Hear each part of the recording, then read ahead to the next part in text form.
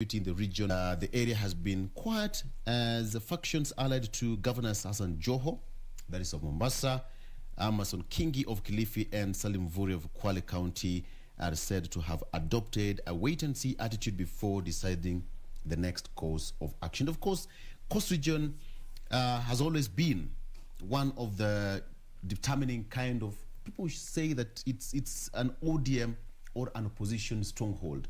But how it's going to play out in 2022 is also a matter of wait-and-see attitude again. All right?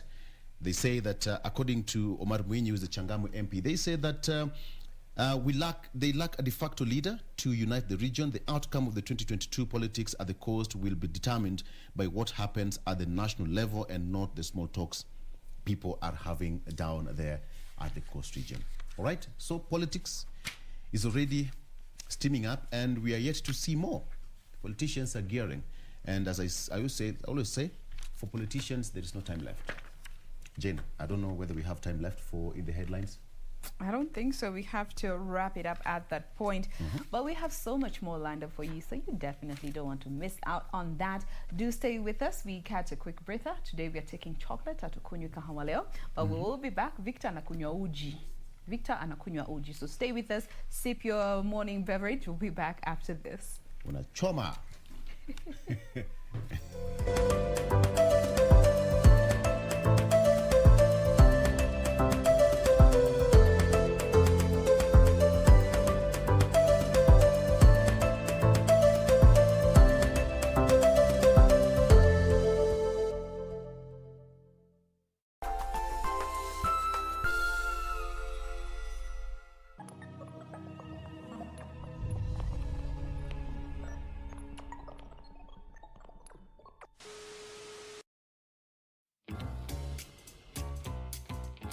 Tuingie huko.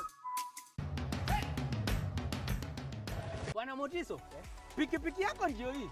Uko shoni yangu. Hii pikipiki ni, unakumbuka uniekelea the lowest unique bid yako ilikuwa ngapi? 18 shillings. Na unajua kuendesha hii gari? Kidogo. Haya, kitoko yako shika helmet, kifungu yako chomoka na mali yako. Kujiunga na QuickBid ni rahisi. Enda kwenye M-Pesa, bonyeza paybill kisha weka business number 4032353. Kwenye account weka kodi ya bidhaa unayotaka na bid yako ya chini zaidi. Kwa mfano TV 16. Kisha weka shilingi 20 tu kama idadi yako. Weka bid yako pia kwenye www.quickbid.co.ke. Kumbuka, bid ya chini zaidi ya kipekee ndio hununua. QuickBid, bidhaa bora kwa bei ya chini. Next on. Unaambie kama mimi ndio nyumba kubwa, huyo mwingine nyumba ndogo, ama nyumba ndogo na mimi nyumba kubwa. Wangu jamani, mimi sina nyumba ndogo. Wala banda la uani sina. Wajibikaji. Wajibikaji kitu gani? Kwa hivyo ni mbebe mgongoni. Tosha, si kwa mjadalani hapa. Talaka unatoa utoi? Talaka stoi? Nakuuliza tena, talaka unatoa utoi?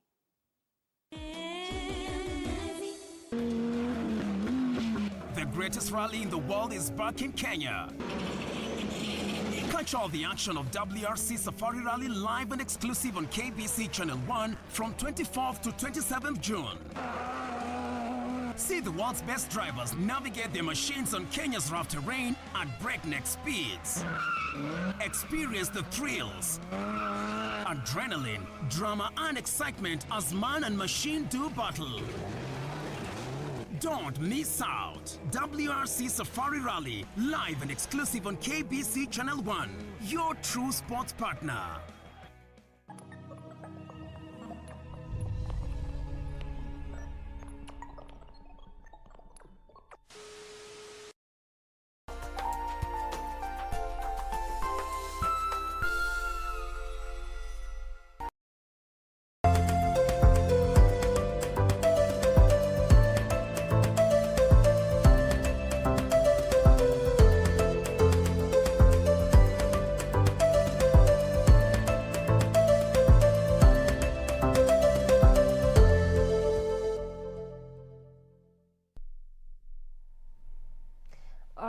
Now, just at 33 minutes past 7 a.m., it's definitely time for Entertainment Thursday. You know how it is. If it's Thursday, it's time for that Entertainment Thursday.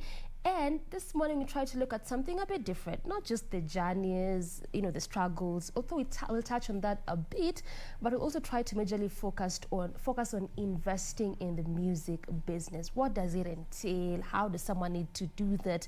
And on set this morning, I have a lovely lady, Pokomo Princess. Good morning. Mambo. How are you doing? I'm fine. Changamka. Pokomo Princess. Yeah. Why the name, by the way? Tuanzie tu hapo. Yeah, because I'm a Pokomo. Okay. And also we Pokomos, we love to sing, but not most of us young girls have come out to show that we can sing. So I decided to come up with that name, Pokomo Princess. Why is that? I mean, you're saying that you're a Pokomo, yes? Yeah. And you love to sing, so meaning art, entertaining is something that you have, perhaps as a tribe or as a community, but we don't see much of that, especially, the kind of style of music that you do. Kwa nini? Okay, because, sorry, come again with that question. We don't see a lot of, people, singing. Yeah, that's why I came up with that name, because at least it has more meaning. Okay. Yeah.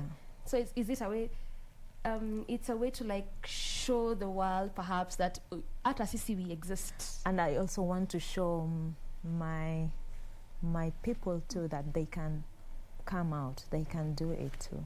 Yeah. Okay. Yeah. Then perhaps maybe you can tell us, why is it so? Why don't we see a lot of people from your tribe or in that tribe really singing? Because I mean, that's why I was so interested in wanting to know why the name Pokomo Princess. I think because, most of us are just farmers, so we just like living in community and peaceful thing, Okay. So not all of them, they like being seen. Okay, they sing, they have a lot of traditions that they do. Pokomo Princess, just pause there a bit. Yeah. We are trying to get your visuals in just a short while, but this is what we'll be having a conversation around this morning, not just the music space in terms of the journeys and the challenges perhaps, but we'll also try to look at investing in the music business. What exactly does it entail? When someone talks about it's important and necessary to invest in this kind of business, what exactly do they mean? Because I mean, oftentimes I believe we've had the kind of conversational artists perhaps saying that I feel like music is not quite paying for me as an artist. I feel like I've been in this business or in this game for a long while, but I'm not seeing it paying off as I would want as an artist. Some would say I've been here for like 10 years, 5 years, but I still quite haven't made strides. So what exactly usually is the problem? Is it a question of investing? Because again, it entails and takes a lot. And we talk about investing in the music business, it's not just in the aspect of finances or money. There's the capital, there's the social capital, which is in regards to the kind of people that you bring on board. These could be the producers, the directors thereof. There's the time as a form of investment in terms of as an artist. I mean, how long does it even take you to write a song?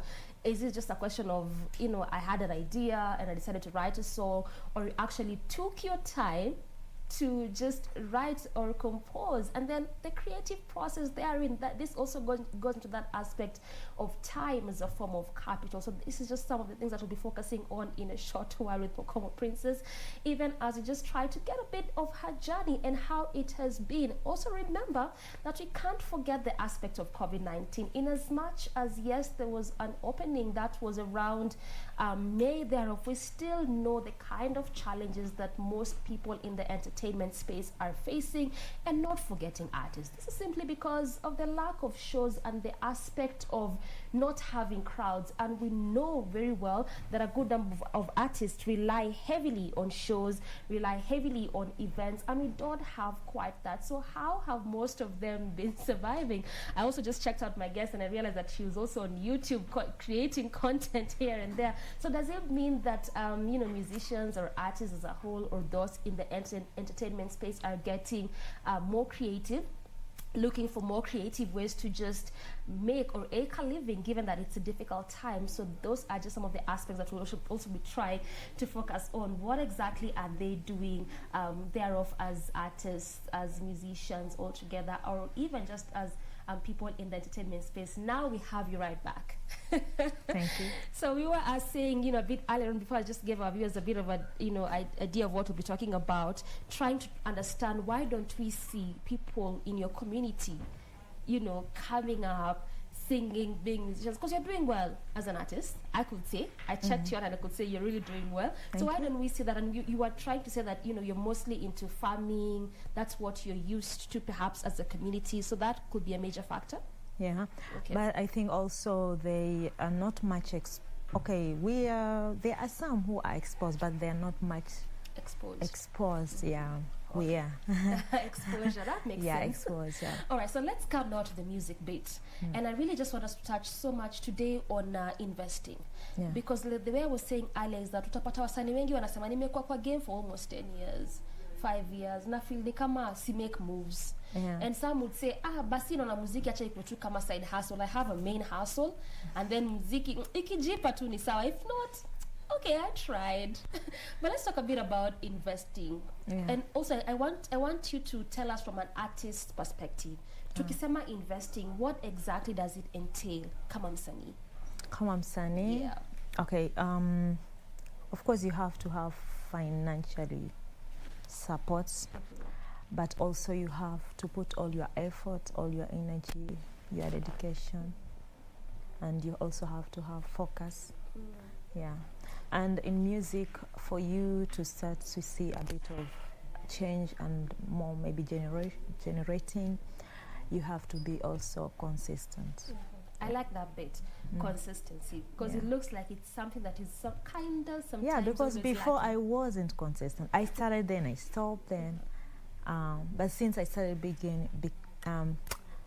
started being more consistent, I started seeing a bit of change. So you started seeing at least results. A bit of change. Or a bit of I'm change. still You're still seeing results, but you at least began seeing a bit of change. Yeah. When you say that it's important to pump in your energy, and also time, what does that really entail? Because also for these that would complain, they will say, I always put in energy. I'm always in studio. I'm always trying to record music. Because I see difference in my songs that I made. Yeah. There are songs that I just go to the studio and I just write there and do the song within an hour or two. And there are songs that I take like weeks to write down and like a month to do everything to be perfect and then to do the video. So I see them, they all have difference. So you see the ones that you take more energy and everything you put in there, it becomes more perfect than the other one that you didn't give it much time. Yeah. So it means that actually that is something to be considered, the aspect of time and energy that an artist puts into their craft. So then how is your creative process like as an artist? What goes into it? How do you come up with the kind of content you come up with, the kind of songs you come up with? Okay, it comes with through experience and also through all imagination. I try to put myself in a certain situation sometimes. Yeah. Okay. Yeah. Through experience and certain situations. Yeah. So which one of your songs is as a result of the experience you've had, and which kind of experience is that? Okay, I can say it's not my experience really. Sometimes you just take from experience and maybe you just turn it around. It's all about, playing with your mind. Yeah. So it's not your own experience as a person. Maybe somehow. Which I can't say us. Exactly. Yeah. You because have several songs like you are Rule, and there's another one with a tricky kind of name. It's some. Yeah. Yeah. So which kind of experiences? We would love to know. Okay, like Nitsam, I was mostly showing of, the story is about being in love, getting married, but I was mostly showing how traditional marriages people in our culture part of it. Okay. Yeah. There's no song you've released which is as a result of your own experience. No, I can't say that. You can't say the experience. Yeah. Okay, fine. So how would you describe your style of music?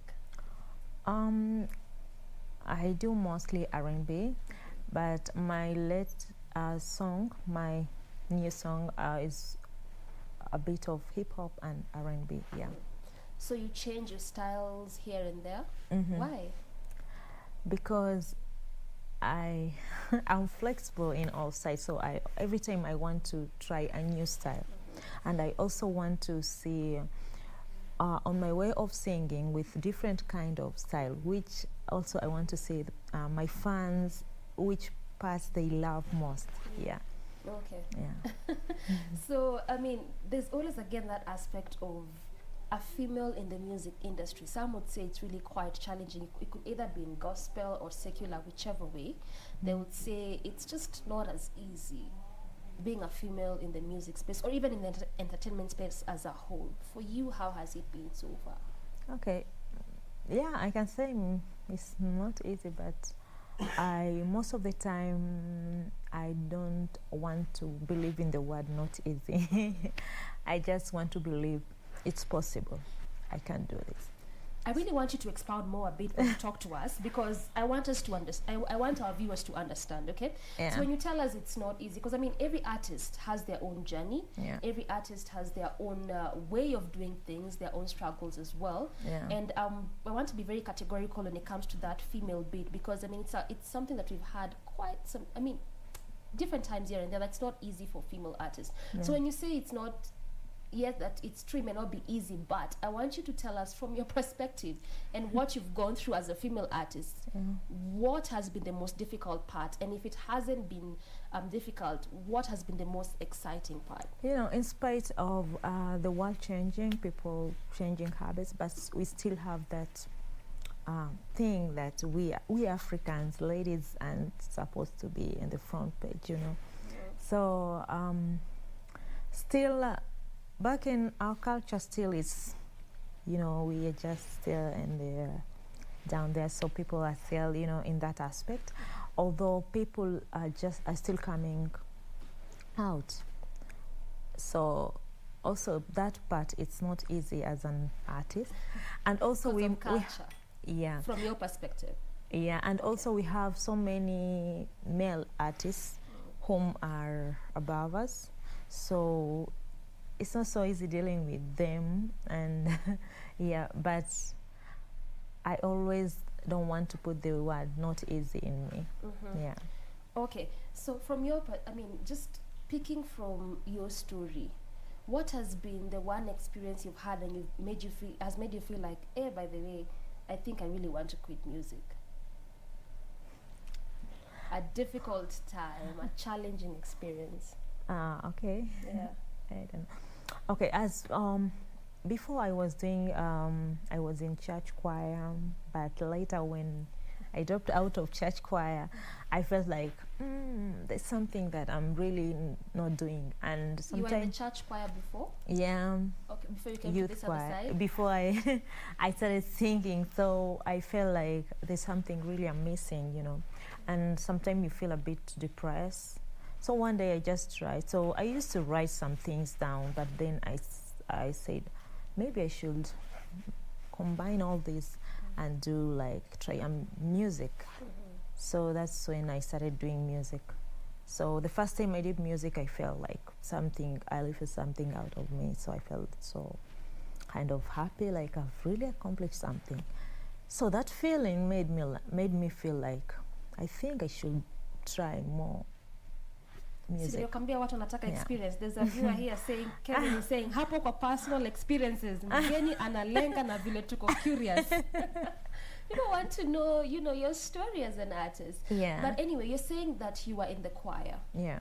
Before you began singing the kind and style of music that you sing. Yeah. I mean, just from that statement, one would want to imagine that you actually do gospel kind of music, which is not quite the case.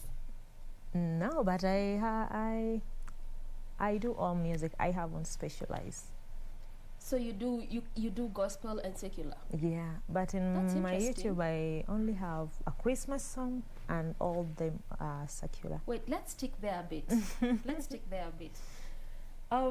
You say you do gospel and secular at the same time. Yeah, How do your fans take that? but I haven't done.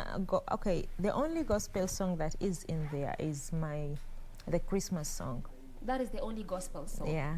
So it's not ati we unaimbanga tu muziki ya gospel. No, not quite.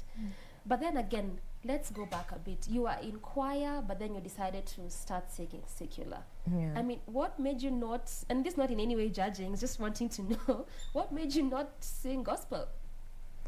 Okay, when you are in a church choir, there's that togetherness, and when you are a group of people, sometimes you share ideas, you give out suggestions, but sometimes you feel like, I don't feel like I'm really part of this group, so you just say, I better stay out of the group.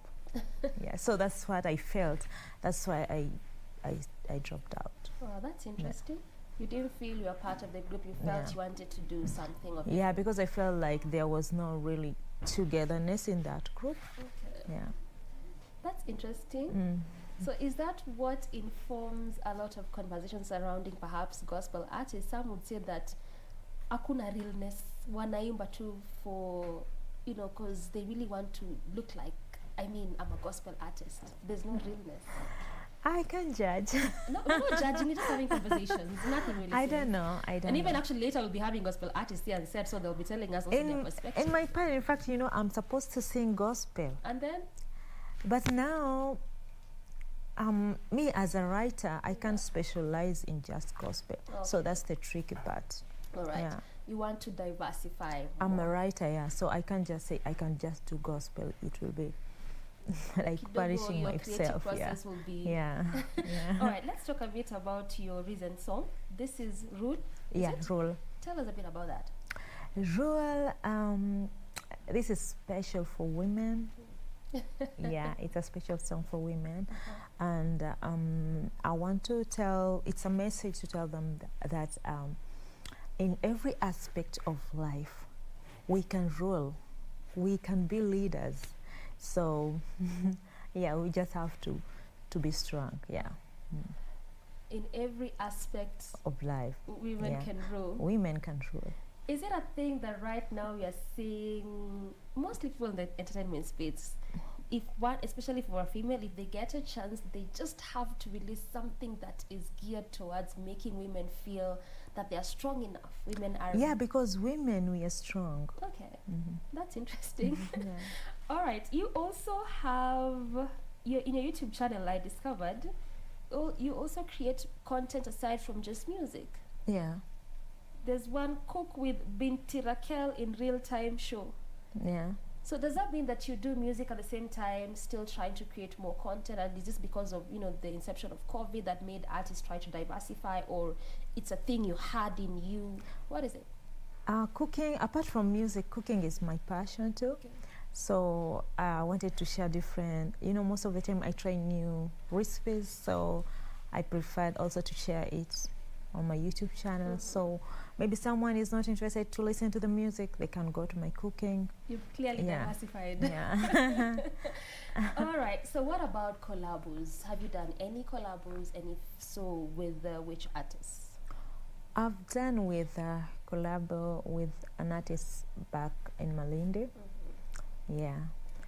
What informs how you choose those you collaborate with? As in, is it their style of music?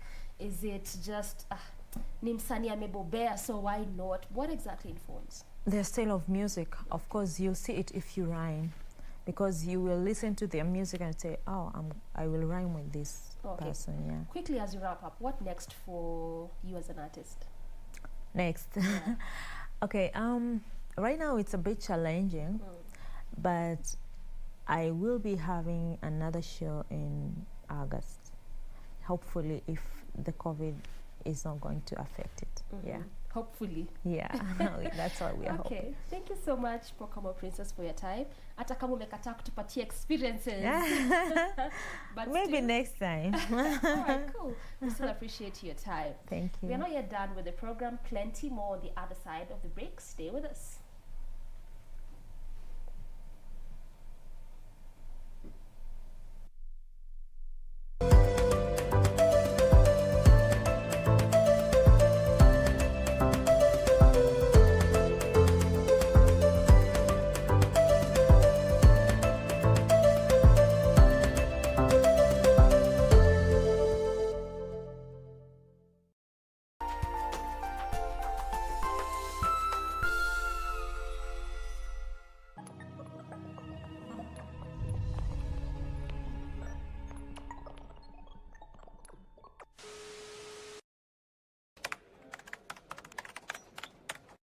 Timu nambari 1 ambayo naienzi zaidi ni Kariobangi Sharks. Swali ni je, mtazamaji, nini haswa nambari 1 kwako?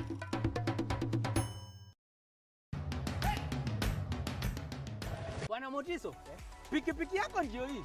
Uko shwani yangu. Hii pikipiki ni unakumbuka uniekelea the lowest unique bid yako ilikuwa ngapi? 18 shillings. Na unajua kuendesha hii gari? Kidogo. Haya, kitoko yako shika helmet, kifungu yako chomoka na mali yako. Kujiunga na QuickBid ni rahisi. Enda kwenye M-Pesa, bonyeza paybill kisha weka business number 4032353. Kwenye account weka kodi ya bidhaa unayotaka na bid yako ya chini zaidi. Kwa mfano TV 16. Kisha weka shilingi 20 tu kama idadi yako. Weka bid yako pia kwenye www.quickbid.co.ke. Kumbuka, bid ya chini zaidi ya kipekee ndio ununua. QuickBid, bidhaa bora kwa bei ya chini. Next on. Wewe ushapata kazi unasahau ulikotoka. Mama namchukia. Wewe ulikuja hapa kula ama ulikuja hapa kufanya kazi? Nilipanga pesa mkuja hapa kwa nini? Kwa ofisi kushinda mmeongea about Arsenal. Tushamaliza. Kwani ni wewe nini wewe? Mimi kwanza hapa hivi cheki. Hapa ni wapi? Hapa ni if you're in the office you work. Lazima when we are out there, sisi ni maarifu. Yaani ulipokuja hapa kutaka kazi, nilikuwa nyuma kama nilielewa. Lakini sasa hizi uanza maringo.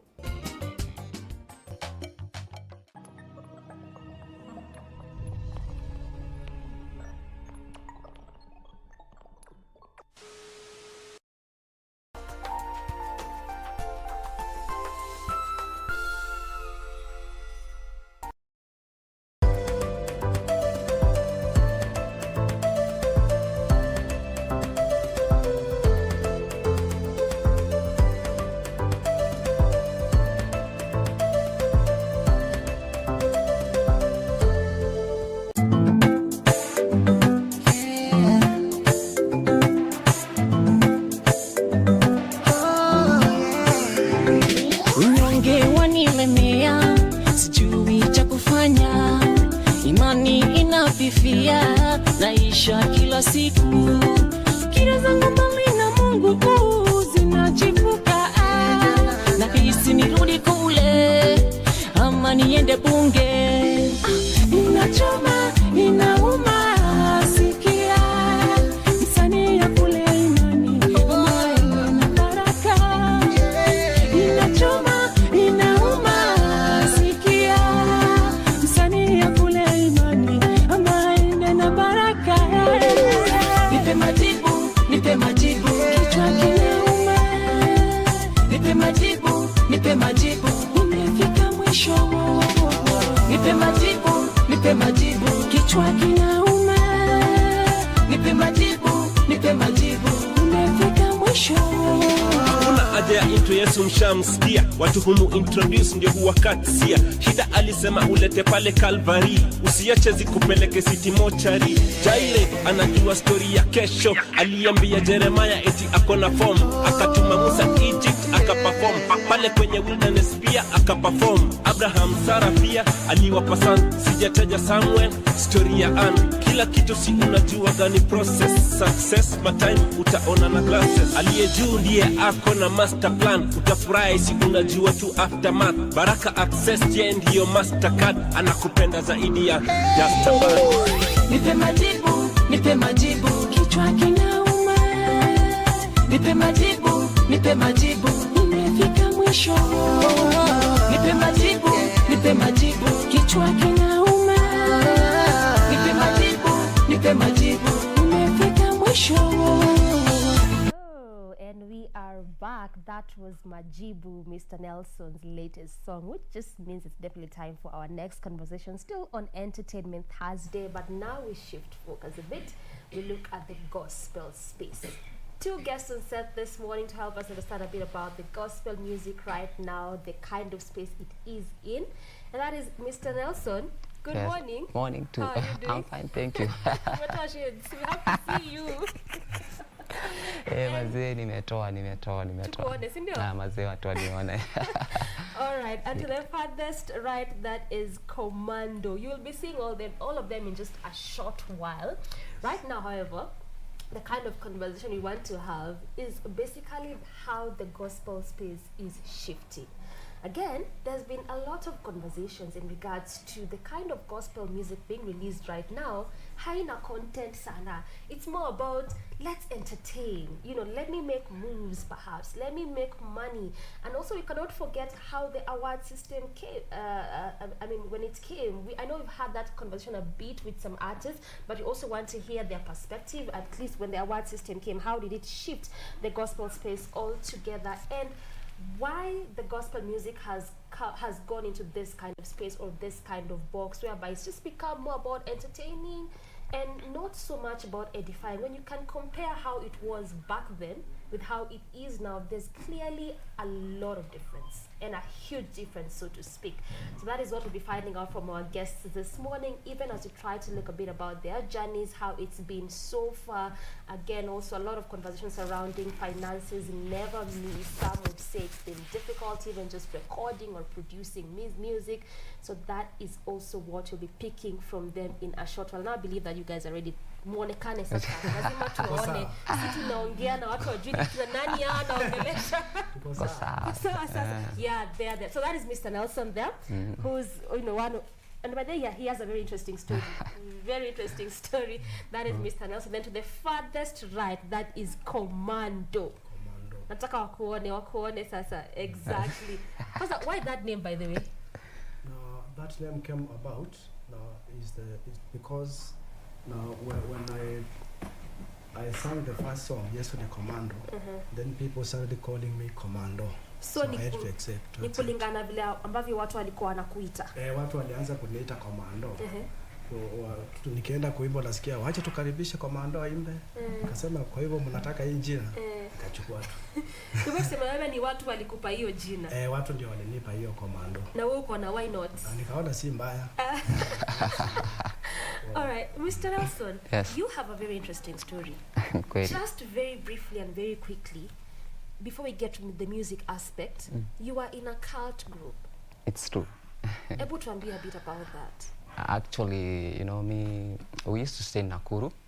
My dad used to work in Nakuru, pale Egerton University, tulikuwa tunaishi place inaitwa Njoro. And I was in class 3, certain school inaitwa Township. Na unajua tao pia unajua kuna kwa competition inakuwa very high, the competition is so iko high. Sasa my dad alipatwa na stroke, so we had to go back to Western. So when we went back to Western, there is a certain school I went in inaitwa Manani RC. So unajua nikiwa class 3 unajua competition ya Township was very high. So unikwaga unajipata huko kama 120. Sasa ni number class. Number class unajipata huko 130 huko. Then wakati nilirudi huko Western, I joined that primary school inaitwa Manani RC. Nikakuwa naanza kutop, imagine low class, hiyo class 4, number 1, class 5. Ani hiyo ndio ilikuwa ikifika. Unajua hiyo time walikuwa wanaitaga number 1, number 2, number 3. So wase walikuwa tu wanajua number 1 ni Nelson. Although sasa kwa hesabu nilikuwa nimechemshaga vibaya, lakini hizi zingine nilikuwa naeka rank. So I continue going to school, ikafika class 6.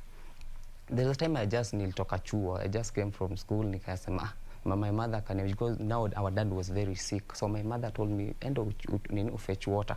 Unajua huko kwetu kuna place inaitwaga inaluia wanaitaga S7, like you go there, we fetch water, unapeleka home. So I just went at that place as a very innocent young boy. I never knew anything. Nikaenda pale, I met a grandmother. Alikuwa amevaa garments za white, amebeba poti ya black. akanisalimia tu akaniambia wewe ni wetu. And because unajanga waseo ma grandmother wazee au washosho wetu wanakuwa unajuanga ni watu wanapenda fun, wanapenda kuchekesha watu. Sasa mimi nikajua huyu ni shosho maybe tu yenye tu anataka kunigotend whatever. So but when I went back kwa home jioni hiyo masaa after nimechota maji, I can tell you for sure ikifika jioni nilianza kusikia my body is itching, nasikia najikuna. Just after hiyo after hiyo salamu naanza kujikuna whatever, everything ikakuwa ina sound weird. Even my mother akaniuliza what is happening within me, I don't know. Then wasao checking wanakaga hivi wanaona hizi movies za Nigeria whereby somebody umelala usiku, then the spirit of the body unacheki like unaamuka unaacha body. So wakati unaona the same place hiyo sisi nikalala that night, but ikifika kitu saa 8 saa 9, that is how my bodily spirit ikaamuka, then the body was left sleeping imelai kwa bed. Nikajipata the same place I met with that ule nyanya mali tulikutana na yeye that time. Ikifika usiku that place inageuzanga inakuwa like an altar, and it inakuwa like a red carpet. Ikiwa yani I don't know how they do just something, you place inakuwa like it's a church. So nikajipata niko katikati ya wale watu na walikuwa watu 110. So wakati nimesimama pale, the same grandmother mwenye nilimcheki ile masaa akatokea kwa wale wasi akidance. Alafu wakati alikuwa na dance alikuwa na rungu fulani ilikuwa imechorwa a symbol of a snake. Akaanza kunigonga akiniambia nilikwambia wewe ni wetu and you will be doing what we tell you, not what you kenye venye unataka. So all this you're feeling it ukiwa kwa hiyo iko kwa dream na sasa ni real, ile place niko. By the time ninaendelea hivyo akiendelea kudance hivyo, kukatokea very big snake actually ilikuwa imevalishwa ring. Pata like angalia imeboard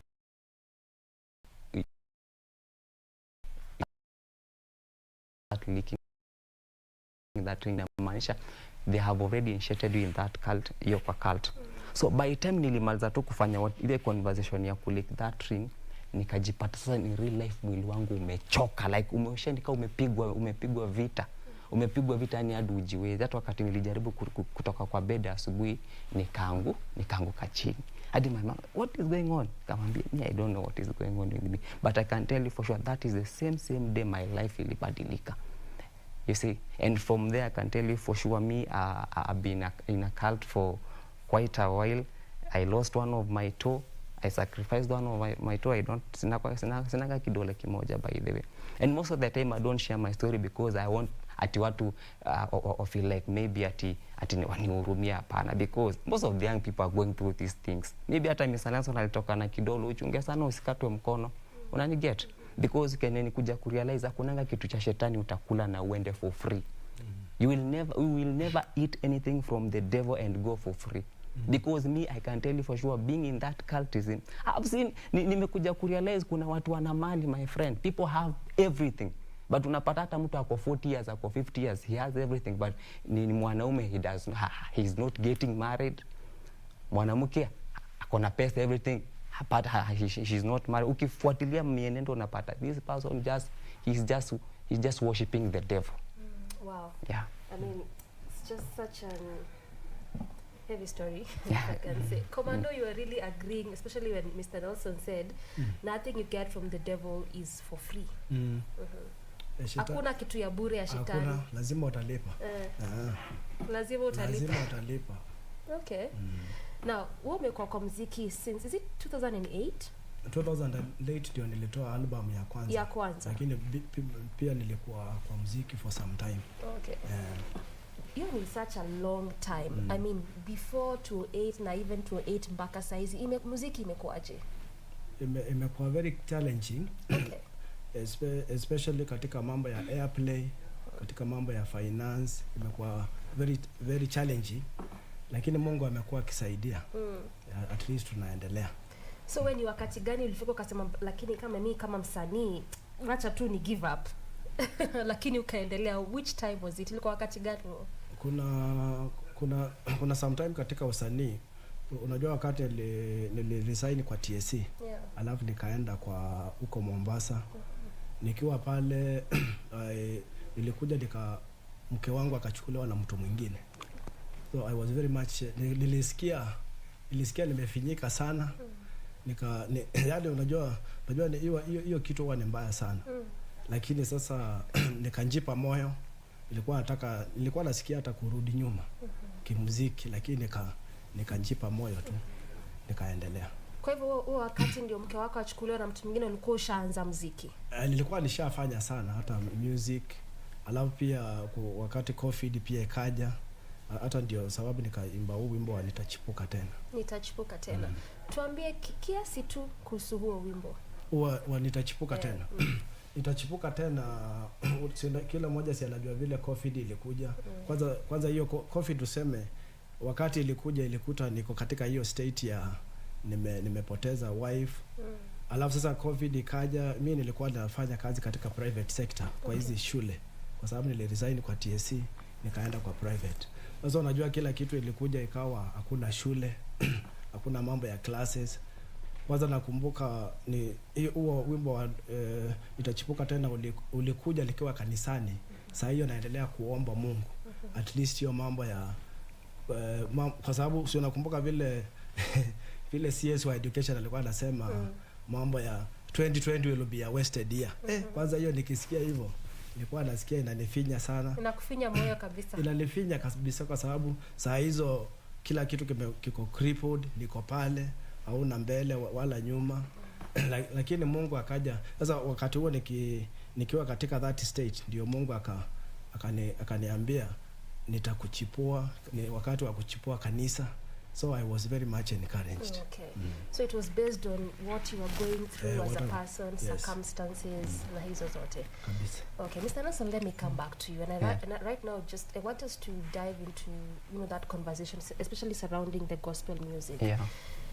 Kuna hiyo talk sana that saizi wasanii wa side, and actually it's very good we have both sides, you as a young artist perhaps and someone who's really who's been in the space for a very long time. Wanasema muziki ya sai, wasanii wa sai ni kuimba tu, wacha to entertain the masses, message baadaye, which is so different from how ilikuwa pale awali. I can tell you for sure, and I think 100% I would support whatever umesema sai, because actually ukiangalia saizi gospel industry, there's something wrong with it. Okay. But watu wataki kuambia na ukweli. I can tell you for sure. Because most of the young guys right now wameamua like hata they don't even pray. They don't have time for God. I can tell you for sure. They just want to have the swaggers, to wake up in the morning ameimba sijui watu wanasikiaga Yesu mwisho. Unaniget? Alafu kitu kija imekuja kuharibu pia, if you don't belong in a certain group of ka group fulani, and there's those guys who are up there. I'm telling you, hapa chini kuna artist wanaimba, my friend. Kuna artist wameitwa kufanya ministry. Atujawa discover or what? Mr. Nelson akiwa ndani maze. This guy can do ministry. But because if you decide to do things right in this gospel industry, they want to kill your dream. Because there is someone in meet to kwa interview somewhere. Akaniambia, bro, we are doing business, we are in business. And hata ni mtu mbigi sana. Wacha nikwambia hata sasa kumtaja Juneza mchomea. Una get? Ati sisi tuko kwa biashara. No, if you are in business now, a young artist who is coming up, struggle, alikuletea ngoma ya kwanza, ukasema hii ngoma is very poor, siwezi icheza. Struggle, amefanya ngoma ya 20,000, amefanya video ya 40,000, amekuletea song, bado namwambia I need 20,000 to play your music. That is nonsense. You see? Then you are not doing ministry, you are into business. And I can tell you for sure, what I came to realize, mimi wakati God aliniokoa kutoka kwa cult, what I believe in, hakunaga shortcut kwa Mungu. You have to follow the right way. But most of these guys, let me tell you, they just want to do things because wanataka wakuwe na do, wanataka sijua wakuwe na nini. But mimi najua 100%. Mimi I'm a testimony right now. Because there is a DJ anaitwa DJ Star. That guy is in Malindi. Yeye ndiye alinipick na akaniambia, Nelson, ukitaka God akubless, hakuna shortcut. Ni kutumia the right way. You see?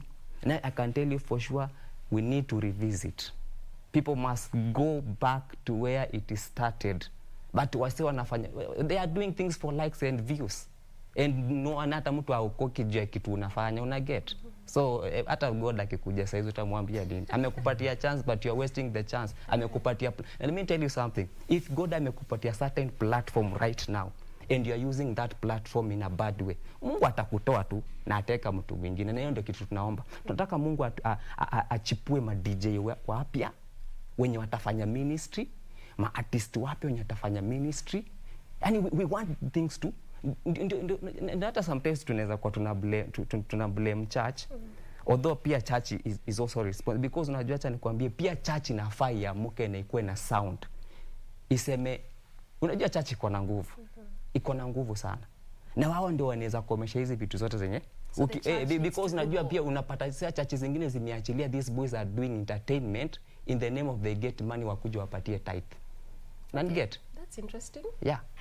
All right, Commando. Yes. Actually, let me pick your mind on the same. Wewe umeanza muziki from way back 2007 2008, we are now in 2021, na hii ndio wakati ambao tunasikia kwamba muziki wa gospel ina change sana. Mtazamo wako ni upi? Muziki wa gospel hapo awali ulikuwa yale watu walikuwa committed, lakini saa hii unaona saa hii kwa sababu ya the new move kumekuwa na shida katika gospel industry. Kumekuwa na shida katika gospel industry. Is it because of commitment pekee venye unasema, ama kuna jambo jingine? Ni commitment, ni lack of commitment. Unaona kama for example saa hii mtu anataka tu atoe wimbo anja omba, mtu anataka tu atoe wimbo anja soma neno. That is a problem. Kwa hivyo pia kanisa inastahili pia itusaidie katika kama wasanii, ili at least tuwe katika the right channel. Katika the right channel, katika right focus. Kanisa inafaa ingilie wapi haswa? Because watu wengi utapata wanasema tunataka kanisa ingilie kati, tunataka kanisa iweke msimamo wao, but kanisa inafaa ingilie wapi haswa? It is very simple. Kama mtu aueleweki, si utapewa chance kwa church. Lakini sasa unaona tu mtu aueleweki na anapewa chance. Sina maanisha tu anaendelea. Alafu pia hata nyinyi media industry pia mnaweza kutusaidia. Kwa sababu for example huko Mombasa kuna waimbaji wengi sana wazuri. Kwa hivyo kama mnaweza ku make efforts za ku discover hao watu. Kuna by the way usione kama waimbaji wote si ati waimbaji wote ndio wameera. Kuna waimbaji wako katika focus wanaimba. For example kama mimi saa hii nikitengeneza wimbo, I have to take time, I have to pray, I have to fast. Lakini unaona sasa kuna mtu anataka tu kuingia tu shortcut. Alafu sasa unakuta yeye kwanza ndio anapigiwa makofi sana. Ule wa shortcut. Okay, Mr. Nassel, you said something that this artist that you met, and we won't say them because it's also not good to to pinpoint names. But one would argue, in as much as I want to do music, for the purpose of ministry and message, the business aspect also can't quite miss, because I mean at the end of the day, what am I supposed to be eating? It's okay for me. Mimi si mbaya juu hata ukinicheki sahi ni blessings za God. Okay. Unacheki? Ndio nakwambia, if you focus, I can tell you for sure, me have guys who are supporting me. Hata sometimes naenda kudozi hivi nja. Niko na wase wana, Nelson, hawa uko aje? Umekula nini leo? Unani get? Una get? Wananiuliza umekula nini leo? So wacha nikwambie, the problem that inafaa tukue tunaisort out right now ni watu wafuate neno. Unani get? Watu wafuate neno. Ukishafuata word, ndio nimekwambia what I came to believe, ama nimekuja kurealize as Mr. Nelson, God never created Mr. Nelson to be a successful failure. Okay. I'll be only a successful failure if I don't follow the right ways of what the word is talking about. You see, because the Bible inatuambia kwamba if you commit yourself to what I've called you to do, then I will make sure ataamurisha watu watakusupport. Unani get? But ukiamua kufanya vitu shortcut, let me tell you something, my sister. Me, I don't believe in likes, I don't believe in views, I believe in bringing the souls to Christ. And I can tell you for sure, before the COVID-19 came last year, I had more than 100 schools I was supposed to go and minister there. You see? Na ni kufuata word. Unaniget? So what I can tell you for sure, na tena kuna kitu kingine nataka kuguzia even about the church. Okay. The church also ndio nimekwambia inafaa pia ikuwe responsible, because acha nikwambia, if you cannot kama huwezi kuwa appreciated place unaenda kuserve, my friend, then uko nje utakuwa appreciated. It must start from the church. And I guess kwa nini ndio unapata most of these young boys unamka kesho asubuhi, the boy was doing gospel music, kesho ameruka anafanya secular music. Because I've seen that a lot. And ninakuja najiuliza what is happening. Maybe the church pia wamekaa tu. The church inataka kubuild church ya 2 billion, my friend. Na sio msanii hata maybe nimetembea nikitoka kwa hao, nimetembea mguu nikikuja show. Unaniget? Okay. Unanitanga tu msanii. We have many preachers who can preach very well, but they cannot do the word. Alright. Unaniget? Yeah. So, and also maybe wao ndio wanafanya even these young guys wanna give up with everything. Unaget? But now the church must make sure things are wacha nikwambie, ndio naona nimefanya song inaitwa Majibu Mazee. Msanii atakula imani bana. Msanii lazima aende na baraka at the end of the day. But it's not a part ati ni mimi, wacha nikwambie, if somebody ananiita sahi kwa church ama niite wapi, I don't ask him atutanilipa pesa ngapi. Why not? You're going to perform. No, let me tell you something. Ina depend. Unaniget? Unaweza enda ukambia mtu I need 50,000. Kumbe this guy wanted to give you 1 million. You see? So you wait for the person to decide on your behalf. Yeah, hata si could decide. Ni kumuuliza, okay, I'm coming. Yeah. This and this and this and this and this now. Then unaniget? But ukianza kusema, you know, niaje pasi mimi kama hujanipatia 100k mazee mimi siwezi kuja kwa hiyo church. You forget, sasa ndio nakwambia you have already forgotten what ile kitu God alikuita kufanya. Because unaweza enda uminister hata maybe ule pasi asema atakupatia, kumbe kuna mtu unaenda kuminister kwa ile place unaenda, iko umeenda event, umeenda wapi, umeenda kila kitu ndio reva. Upate kumbe God ameka mtu wa Range Rover yako amekaa tu pale anakungoja, anakuangalia. And I can tell you that because me I've seen God transform. Mimi I used to stay in a single room for 4,000, but I could not even afford to pay that. Na ulikuwa msanii. Na nilikuwa ndio nakwambia sasa, na nilikuwa msanii. But me I thank God because unajua nakwambia ukikuwa patient, ukifanya vitu kingoja God, nakwambia God anaweza. Mimi wacha nikwambie, tulienda kufanya ministry huko Malindi, and I thank God for Pastor Search Malindi nini huko Malindi. Huyo pasi alikuwa anatuita. Na sometimes anatambia buda mazee, kujeni mfanye huduma mazee, mimi nitawapea food. Mwenda mpige road show mazee. Tunaenda kupiga road show, mimi sikuwa najua ule jamaa anaendesha truck ndio atakuwa manager wangu. Okay, fine. So let's get this straight. So place ya church is not just about support with the word and everything. It's also about understanding. Okay. Unaniget? Lazima wa understand. Because if you're not appreciated where you come from, I can tell you for sure, mtu mwingine hapo nje hata ku appreciate. Ni kama saizi, if I have a wife or I have a girlfriend who cannot appreciate me, then ule mwenye ako nje atani appreciate aje? You see?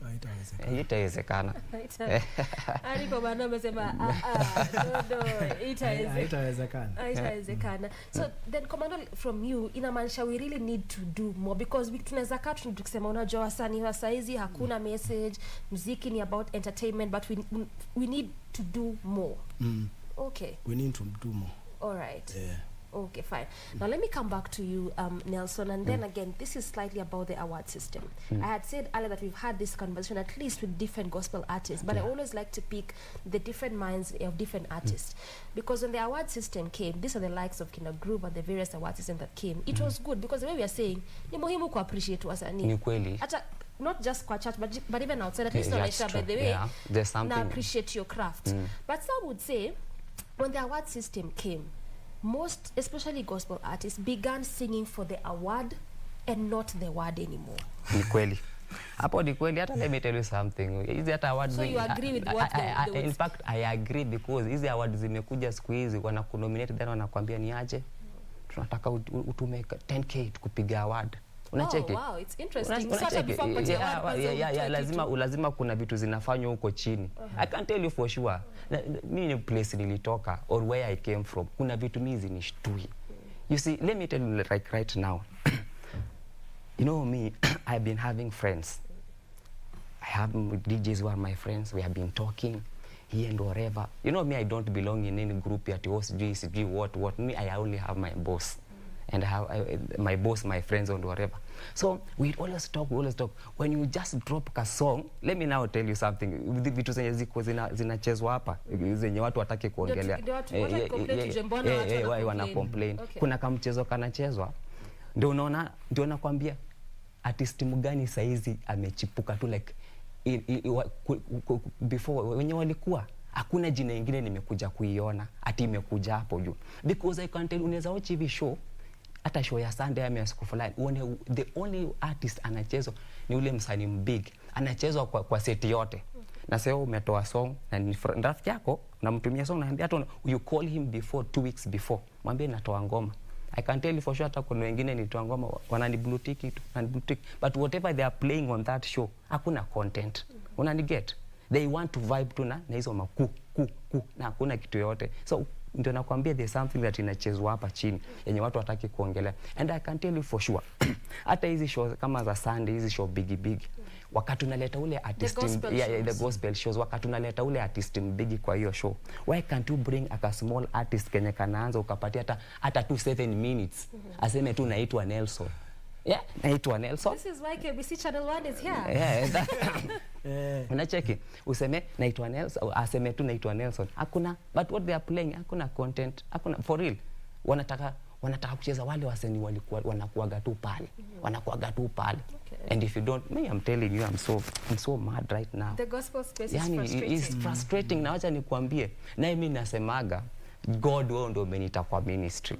As long as nimetoa song yangu niweke pale YouTube, nitumie marafiki zangu wenye najua washare, waicheze, wafanye nini, I don't mind, because I know one day those people, na naambia hata msanii unanicheki sasa bro, acha nikwambie, don't give up. Watakublutik leo, wakublutik kesho, next time wao ndo watakuwa nakupigia simu, my friend. Work hard, keep moving, keep pushing. The more you push, the more God anaona yenyewe umse anajituma. Unani get? Because let me tell you something, only God can use only one door. Naweza kutuniki niko hapa KBC, my friend, ustukie kumbe kuna.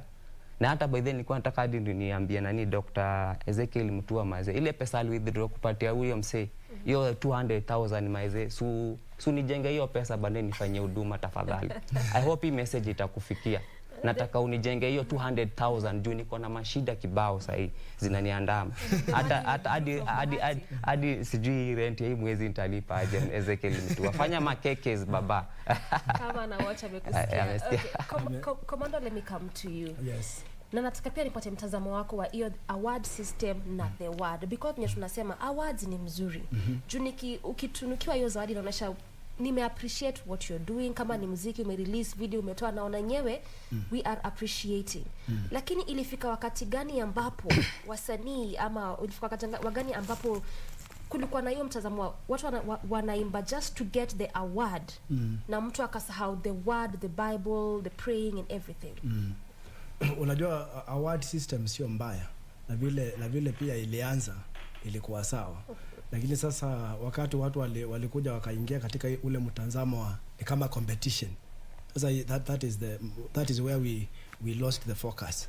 Kwa sababu watu wakaanza badala ya kuimba kama ministry, unaimba kama ili upate award, of which inastahili kuwa ufanye ministry, na katika ile process ya kufanya ministry unapata award. So if I quite the other way around. Style kwa the other way around. Okay.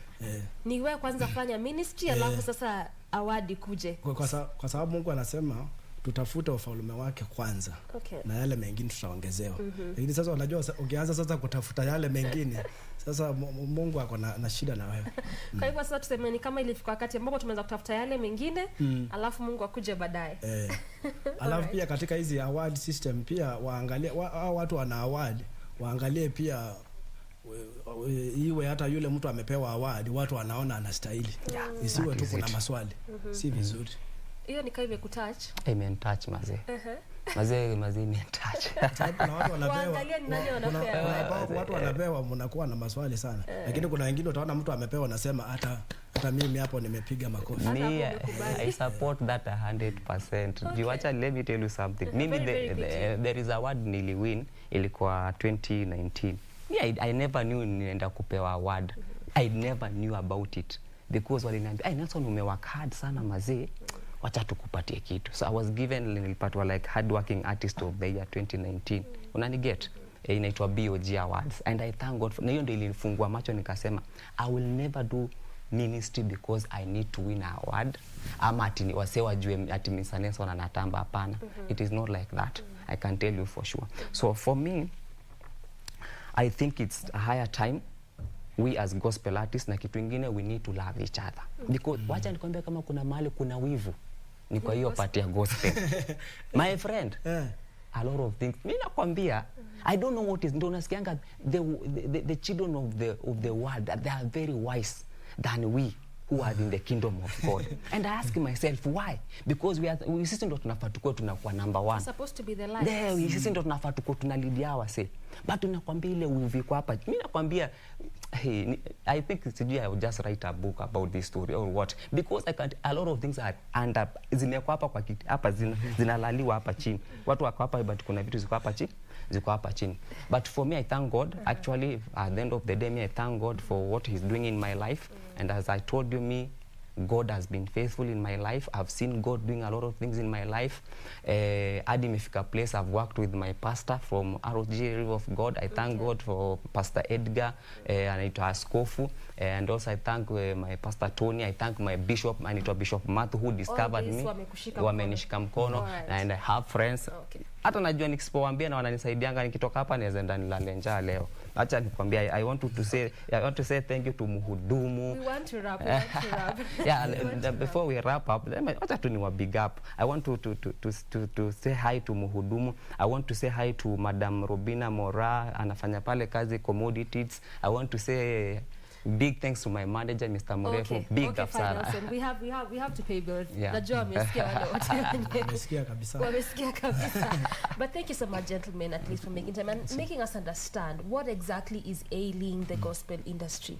From your generation, Commando, to your generation, at least now we have an understanding. To complain, tunajua why we are complaining. Thank you so much. Thank you. And that is where we bring Entertainment Thursday to a close. But I leave you with Commando's latest song as we gear up for the next segment of the day.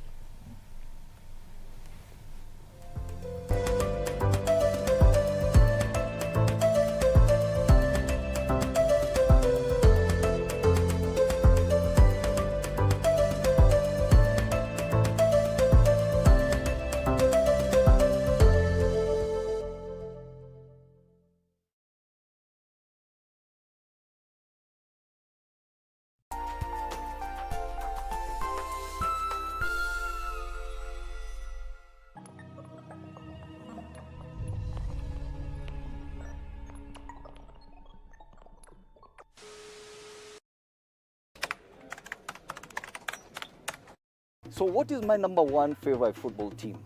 Ingwe. My number one meal? Engoho Nendevusuma. What is your number one?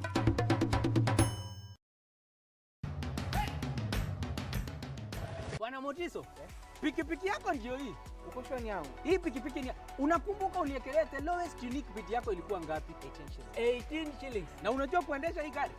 Kidogo. Haya, kitoko yako shika helmet, kifungu yako chomoka na mali yako. Kujiunga na QuickBid ni rahisi. Enda kwenye M-Pesa, bonyeza paybill kisha weka business number 4032353. Kwenye account weka kodi ya bidhaa unayotaka na bidi yako ya chini zaidi. Kwa mfano TV 16. Kisha weka shilingi 20 tu kama idadi yako. Weka bidi yako pia kwenye www.quickbid.co.ke. Kumbuka, bidi ya chini zaidi ya kipekee ndio hununua. QuickBid, bidhaa bora kwa bei ya chini. The greatest rally in the world is back in Kenya. Catch all the action of WRC Safari Rally live and exclusive on KBC Channel 1 from 24th to 27th June. See the world's best drivers navigate their machines on Kenya's rough terrain at breakneck speeds. Experience the thrills, adrenaline, drama and excitement as man and machine do battle. Don't miss out. WRC Safari Rally, live and exclusive on KBC Channel 1, your true sports partner. This weekend on KBC Channel 1. I have already apologized. How many times do you want me to say that I am sorry? Is 5 times not enough? And by the way, what is he even doing here? These are your students? How can you allow him to talk to you like that? Who are you doing it for? Teacher, what is happening here? I can already see the beginning of the end. Teacher, just imagine you're a robber. How do you do it? I am not a robber, neither do I plan to imagine being one. Take back your notes. Huh? You can stay with your students and your sick school. Wait, can't we talk about this? Teacher, you know the lesson ended 5 minutes ago. Excuse me. Classmates, every Saturday on KBC.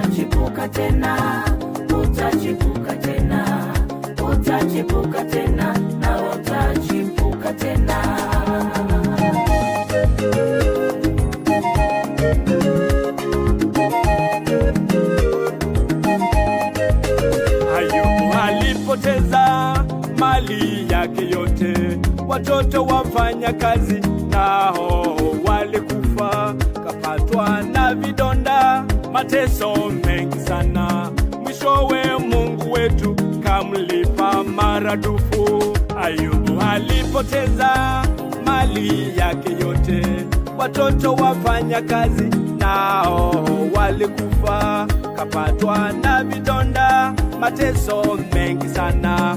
Mwishowe Mungu wetu kamlipa maradufu. Najipa moyo, sirudi nyuma. Yesu yu pande wangu, nitachipuka tena. Utachipuka tena. Maarufu ya maji. Utachipuka tena, nawe utachipuka tena.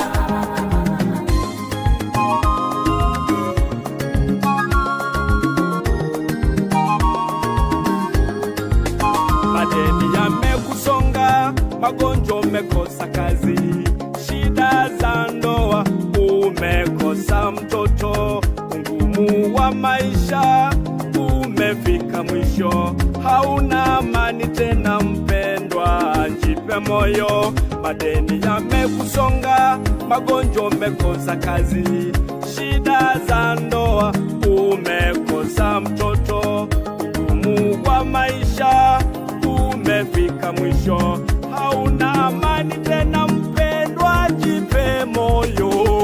Simama tena, mimi najipa moyo. Yesu yu upande wangu, nitachipuka tena. Nitachipuka tena. Nasonga mbele, utasonga mbele. Utachipuka tena, nawe utachipuka tena.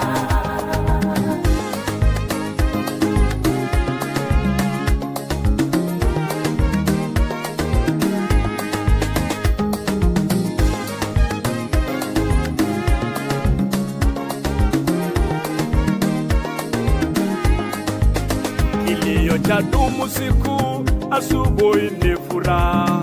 Mapito yako ya leo ni ushuhuda kesho. Kukosa kwako kwa leo ni kupata kesho. Japo mti umekatwa, utachipuka tena. Kilio chadumu siku, asubuhi ni furaha. Mapito yako ya leo ni ushuhuda kesho. Kukosa kwako kwa leo ni kupata kesho. Japo mti umekatwa, utachipuka tena. Mimi najipa moyo. Sirudi nyuma. Yesu yu upande wangu, nitachipuka tena. Nitachipuka tena. utachipuka tena, utachipuka tena, nawe utachipuka tena. Mimi nitasimama tena, najipa moyo, najipa moyo. Yesu yu upande wangu, nitachipuka tena, nasonga mbele, nitachipuka tena, utachipuka tena, utachipuka tena, nawe utachipuka tena.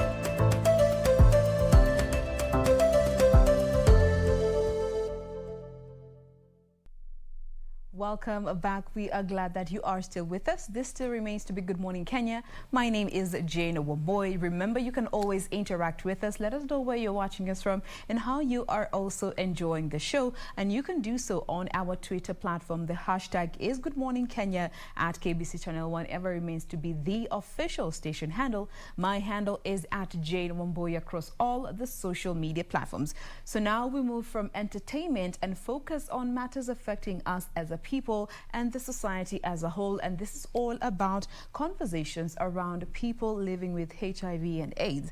Now, this is a part of the community that for the longest time has been stigmatized and segregated for one reason or the other, and particularly those who are living in the slum setup. But what are we doing as a people to make sure that we are also empowering them to be able to live decent lives and sustain themselves economically?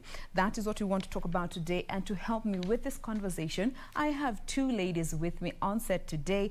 The lady to my immediate left, she is Mary Modhoni Wanderi, who is the project coordinator at Living Positive Kenya. Good morning, Mary. Good morning. Karibu sana Good Morning Kenya. Yeah, thank you to have me. Tunashukuru sana. And we also have Hannah Wamboy, who is a community health worker. Habari asubuhi, Hannah. Nzuri sana. Karibu sana KBC. Asante. Tunashukuru that you made time to be with us today. So let me start with you, Mary. You know, when we talk about Living Positive Kenya as an organization, inahusu nini specifically? What mambo yipi you usually handle? Yeah, Living Positive is a community program. It's a CBO. We are in Go, and we work with women that are HIV positive and that are also living in the slum. So as much as we are talking about it being a program for HIV, it's more about women. Yes. It is more about poverty, and it's more about just women struggling with issues of health and poverty together. And that is what Living Positive is all about. It's what we are trying to address. Ilikuwa established how long ago? Did you come together as a community and decided to put together this organization? Yeah, Living Positive came together about 12 years ago. It came together because I felt as a person who founded it that there was a need. There was a need to address issues of women that were mothers. I was a children's worker, and I felt as much as you want to support children, you want to support children through their own mothers. I had experienced the issue of being brought up by a single mom, and I knew mothers, given the opportunity, given the empowerment, they are able to take care of their children. And that is wonderful. The love of a mother cannot be replaced by an institution. It cannot be replaced by anything else. What you get, the encouragement, the growth your mom can give you, you can't get it anywhere else. And I felt what better way to support children than to support the mother to be strong entity. And for these children that I was working with then were children mainly who were coming from families of mothers that had been stigmatized, that had given up on their lives. They wanted to be in their houses, they wanted to die. All they were coming to us is to handle them to us as a children's institution to take over when they die. And I felt, wow, there's something being done. The government is doing so much in terms of ARVs. Why can't these mothers come together, find out how they can take ARVs, get better, and take up their responsibility. And that is the background, and that is how Living Positive was started. I love it. Yes. Let me come to you, Hannah Wambo. You know, when was the first time uli get kujua mambo kuhusu Living Positive Kenya? Nilijua kuhusu Living Positive in 2007. Na nilikuwa mgonjwa kabisa, nilikuwa bedridden. Na ndio nikaambiwa na mama rafiki yangu ati kuna organization inaitwa Living Positive Kenya. Ndio akanituma huko. Although kunituma huko kulikuwa na stigma, ilikuwa juu sana. I can imagine. Na kila mtu hakutaka kunikaribia kwa sababu bwana yangu alikuwa ameaga. Na sasa watu walikuwa wanaona wote nitawabukiza virusi. Na experience yako ilikuwa ipi huyo wakati uliambiwa kuhusu Living Positive Kenya, ukaamua kwenda kuwatembelea? In as much as kuna hii mambo yote watu wanaweza kuwa wakikuavoid, wanakuita majina zenye hazifai, but experience yako ulipofika Living Positive Kenya ilikuwa vipi? Nilipofika Living Positive Kenya nilikaribishwa vizuri sana. Na nikaenda through counseling ambao sasa nilianza kujipenda. Kwa sababu ilikuwa shida mingi sana, ama maisha ilikuwa magumu sana. Kwa sababu nilikuwa mgonjwa, singeweza kujifanyia kazi yoyote. Na singeweza kupata chakula ama kitu yoyote. Na Living Positive wakaanza kunisupport nikiwa bedridden client. Na mwishowe sasa wakanipea motisha ya kuwa naweza kufanya kazi. Na ndio nikapata shirika lilikuwa linaitwa USAID. Wakanipeleka training kama community health worker. Ndio nikapata sasa ujuzi, kwa sababu nilikuwa naambia Mungu, ukinitoa tu kwa hii kitanda nitaweza kuhudumia wenzangu wenye wako chini kama mimi. Na Mungu naye anajibu maombi kwa vile alinifanyia tu hivyo. Absolutely. Now let me come back to you, Mary. You know, she's just one of the many people that I'm sure you get to interact with kila siku, and especially going back to when you were starting, when, you know, conversations around HIV and AIDS were still heavily stigmatized. How were you able to venture into this space and be able to reach out to all the ladies and also men who are willing to show up that have been affected in one way or the other by HIV and AIDS, despite your stigmatization yenye ilikuwa kwa society as a whole? Because for most people, afadhali ujifiche ubaki na afya yako as opposed to kujipeleka huko then watu wajue in an effort to get help. Yeah, one thing that I thank God for is that people were there. People were desperate. They were looking for ways. They were looking for somebody to just embrace them. Somebody to just love them, tell them it's okay, let's move. This is the way to move. And when I met them, I met a number of people. Anne was among the very, very first ones. Yes. And much of it, the struggle was to convince them it is okay. There is treatment. And when the first group, ilianza, wakaenda hospitali, wakapata madawa, and they started getting better. That encouraged a number. Everybody was like, oh, so I can wake up. So nitapona. So sikufi. And our approach also was something. My approach was, nimekuja, mimi ni rafiki yenyu. I just want to know, what are the issues? Tunaweza saidiana aje. And that helped a lot. Sikuenda like, mko kitanda tuende hospitali, hapana. Munataka tufanye aje. Usaidizi aina gani? Usaidizi. And there was nothing. Actually tulianza kanyumba kadogo sana kama bati. Very small. And now we were doing kupika. Kujeni, let's talk. Kujeni tu tujadiliane tujue. Tunapika lunch, tunashinda bale, tunajadiliana. So the approach, I made a lot of friends with the women. Wakakuwa marafiki. So some of them were not coming. They were just coming. Tutakula lunch na tuongee kidogo. Then in the process, I was able to go counseling. I was able to show them, hapa ndio madawa ziko. And ukienda, utapata madawa. And funny enough, it just worked. And it started working out. It started working so out. It was a call-out message for them to come to you. Yes. Because there's also the question of trying to identify some of these households that have been affected. All right. Now, in most situations, it was the ladies that were coming as opposed to the men? Or you had specifically from the beginning decided to target just the women? Well, one, it just came by design. Because our slums, most, like 90% of the household are women-led. So most of the people you will meet will be women. And again, the other thing, I think there is a lot of stigma among men. Wanaume hataki kuonekana vulnerable. Most of the men do not. The African men hataki kuwa vulnerable. Hataki kwenda pale aonekane they are sick or something like that. So the women being the majority households that helped, that brought the women more. And most of the children I had met also had their single moms. Okay. So that was it. And later I realized it's much easier because my approach was to reach out to the children to use the mothers, because most of the fathers I met, they were not directly responsible over the children. And the family? So by design, eventually I decided that the program be for women. Okay. But then now, as the program stayed on, and the children that had born with HIV started growing up and becoming grown-up men, that is how now we started getting men. More and more. Yes, more and more men from our children now. Okay. Yes. Now, let me come back to you, Hannah. You know, ukiangalia wakati, before hata uget kujua mambo kuhusu Living Positive Kenya, changamoto moja umesema ambayo ulikuwa unapitia was majorly your health. Uko unaweza kufanya hata kazi, ulikuwa bedridden. Ni changamoto zipi zingine ambazo ulikuwa unaona zimekulemea sana hiyo wakati, and especially being a person living with HIV and AIDS? Changamoto zile zilikuwa zinanitatiza hiyo wakati ni kwa sababu sasa vile bwana yangu aliaga akiwa kwa nyumba na watu wakaja from the community. Sasa wakaanza kusema huyu ameua bwana yake na virusi. Sasa stigma ikaanza hapo.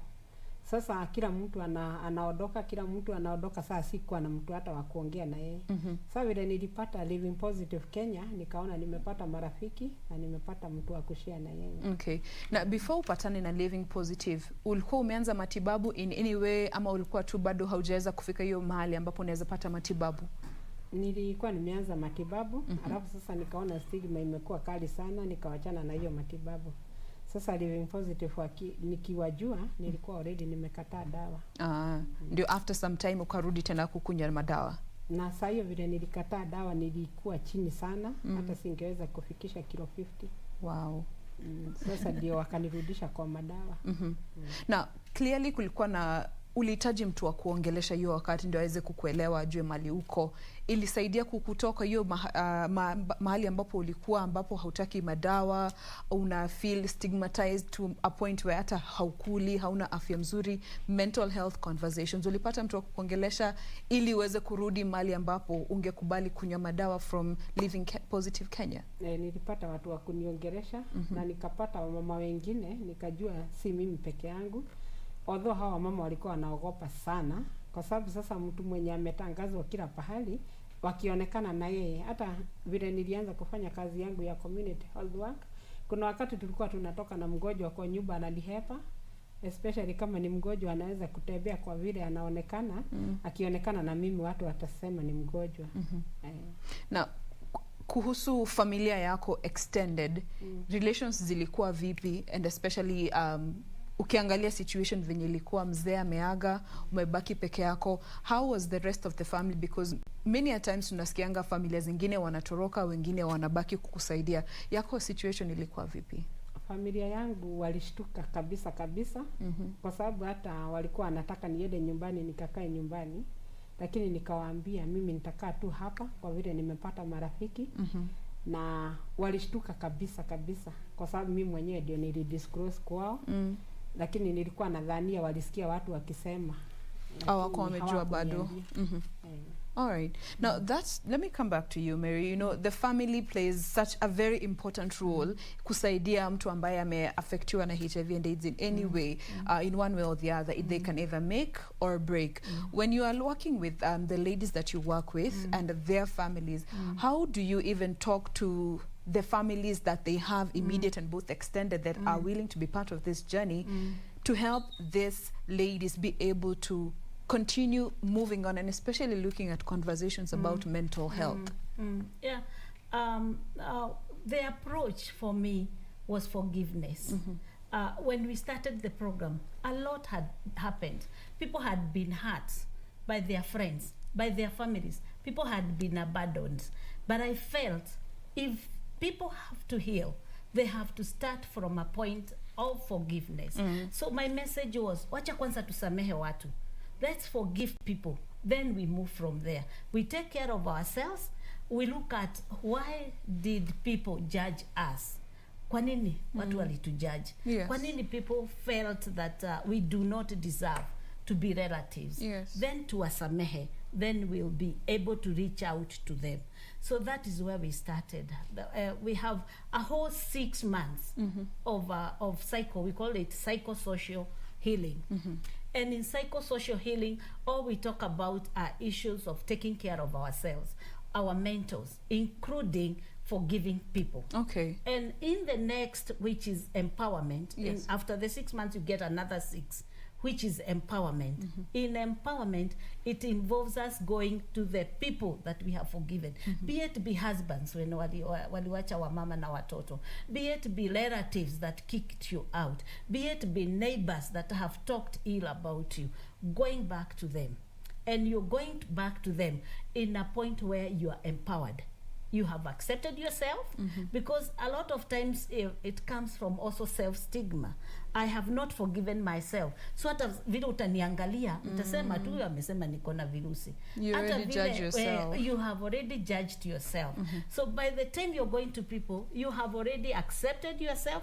You have no issues. So you are able to discuss and to reach out. And a number of people have reunited with their families. Families love their people because you're empowered. Your children are going to school. Yes. You have your own businesses. Because again, the message that came through is people are going to die. Na watu watatuachia watoto. Na watoto watakuwa dependents. So you're being kicked out so that ukikufa watoto wako wasikuja kutusumbua. So naona. So when you're coming back and you look empowered, you look like anybody else. You're taking care of your children. Your children are in school. You have your business. I mean, people it's easier for people to accept you and to look at you as one of them. And it has worked. A lot of people now are back to their families. In fact, nimeona wazee wenye walitoroka wakianza kurudi pole pole. Wanajirudisha wenyewe. So yeah, now it's even the issue now is how to manage it, how to manage the situation where the husband wants to come back. Well, ulijiempower, umekunywa madawa, wewe ni mrembo. He did. So there is now that discussion. How do we accept them? How do we help them to get empowered so that because ni baba ya watoto arudi reintegration and reintegrate. So that is the issue. Okay. Yes. Now I'd like to talk about the aspect of children, because as you mentioned, most of these households are women-led, and it's in the slum area. And for most of them, you might find education and literacy might be a problem. Now, once you have gotten these ladies, you have empowered them, you have gotten them to understand why they need to take medicine, now comes in the children who they care for. Those who are born already exposed to HIV and AIDS, how do you help these ladies talk to the children and help them understand their health and how they can be able to grow up in a healthy way, but understanding what their health has? Yeah, we have a program called Prevention with Positives. And that means the women that have gone through the program, like Anne is in charge of that program. Yes. They come to the ladies and they're teaching them about disclosure. Why is it important for my children to know? So that saa ile wakiniona kwa TV, awendi wakisema, oh, mama me to disappoint, they already know, they're already empowered to take care of that.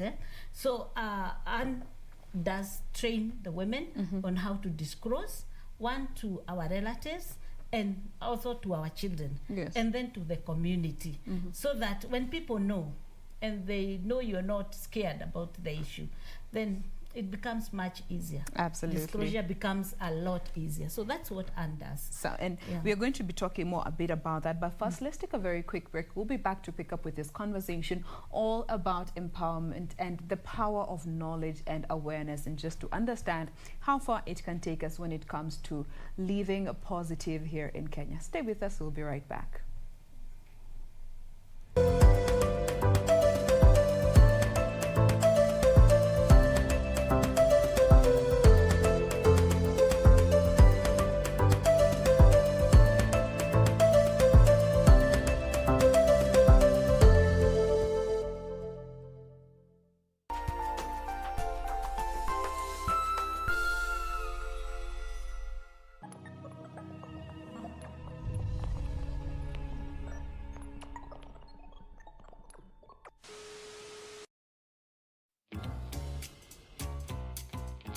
tuingie huko. Bwana Motiso, pikipiki yako ndio hii. Uko shwani yangu. Hii pikipiki ni unakumbuka uniekelea the lowest unique bid yako ilikuwa ngapi? 18 shillings. Na unajua kuendesha hii gari?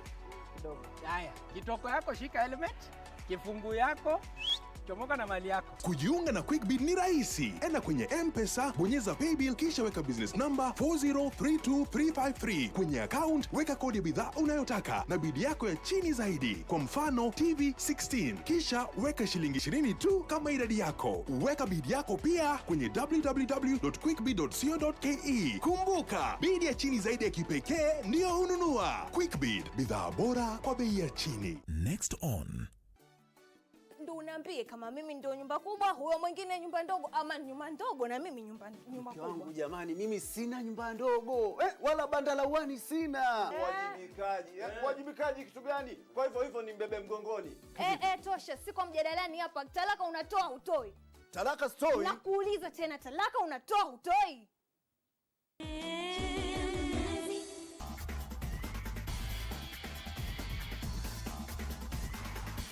My name is George Mwangi. I'm one of the two deputies to Mr. Guvi, our clerk of course. I'm in charge of the Kasarani Super Special Stage. Kasarani Super Special Stage is a 4.8 kilometer stage, a stage where we'll have two cars going head to head. It is the only stage that you see two cars going head to head. For all our fans, we invite you to Kasarani. Do not miss to be here on the 24th. 14:08 is the kick-off time. Be here.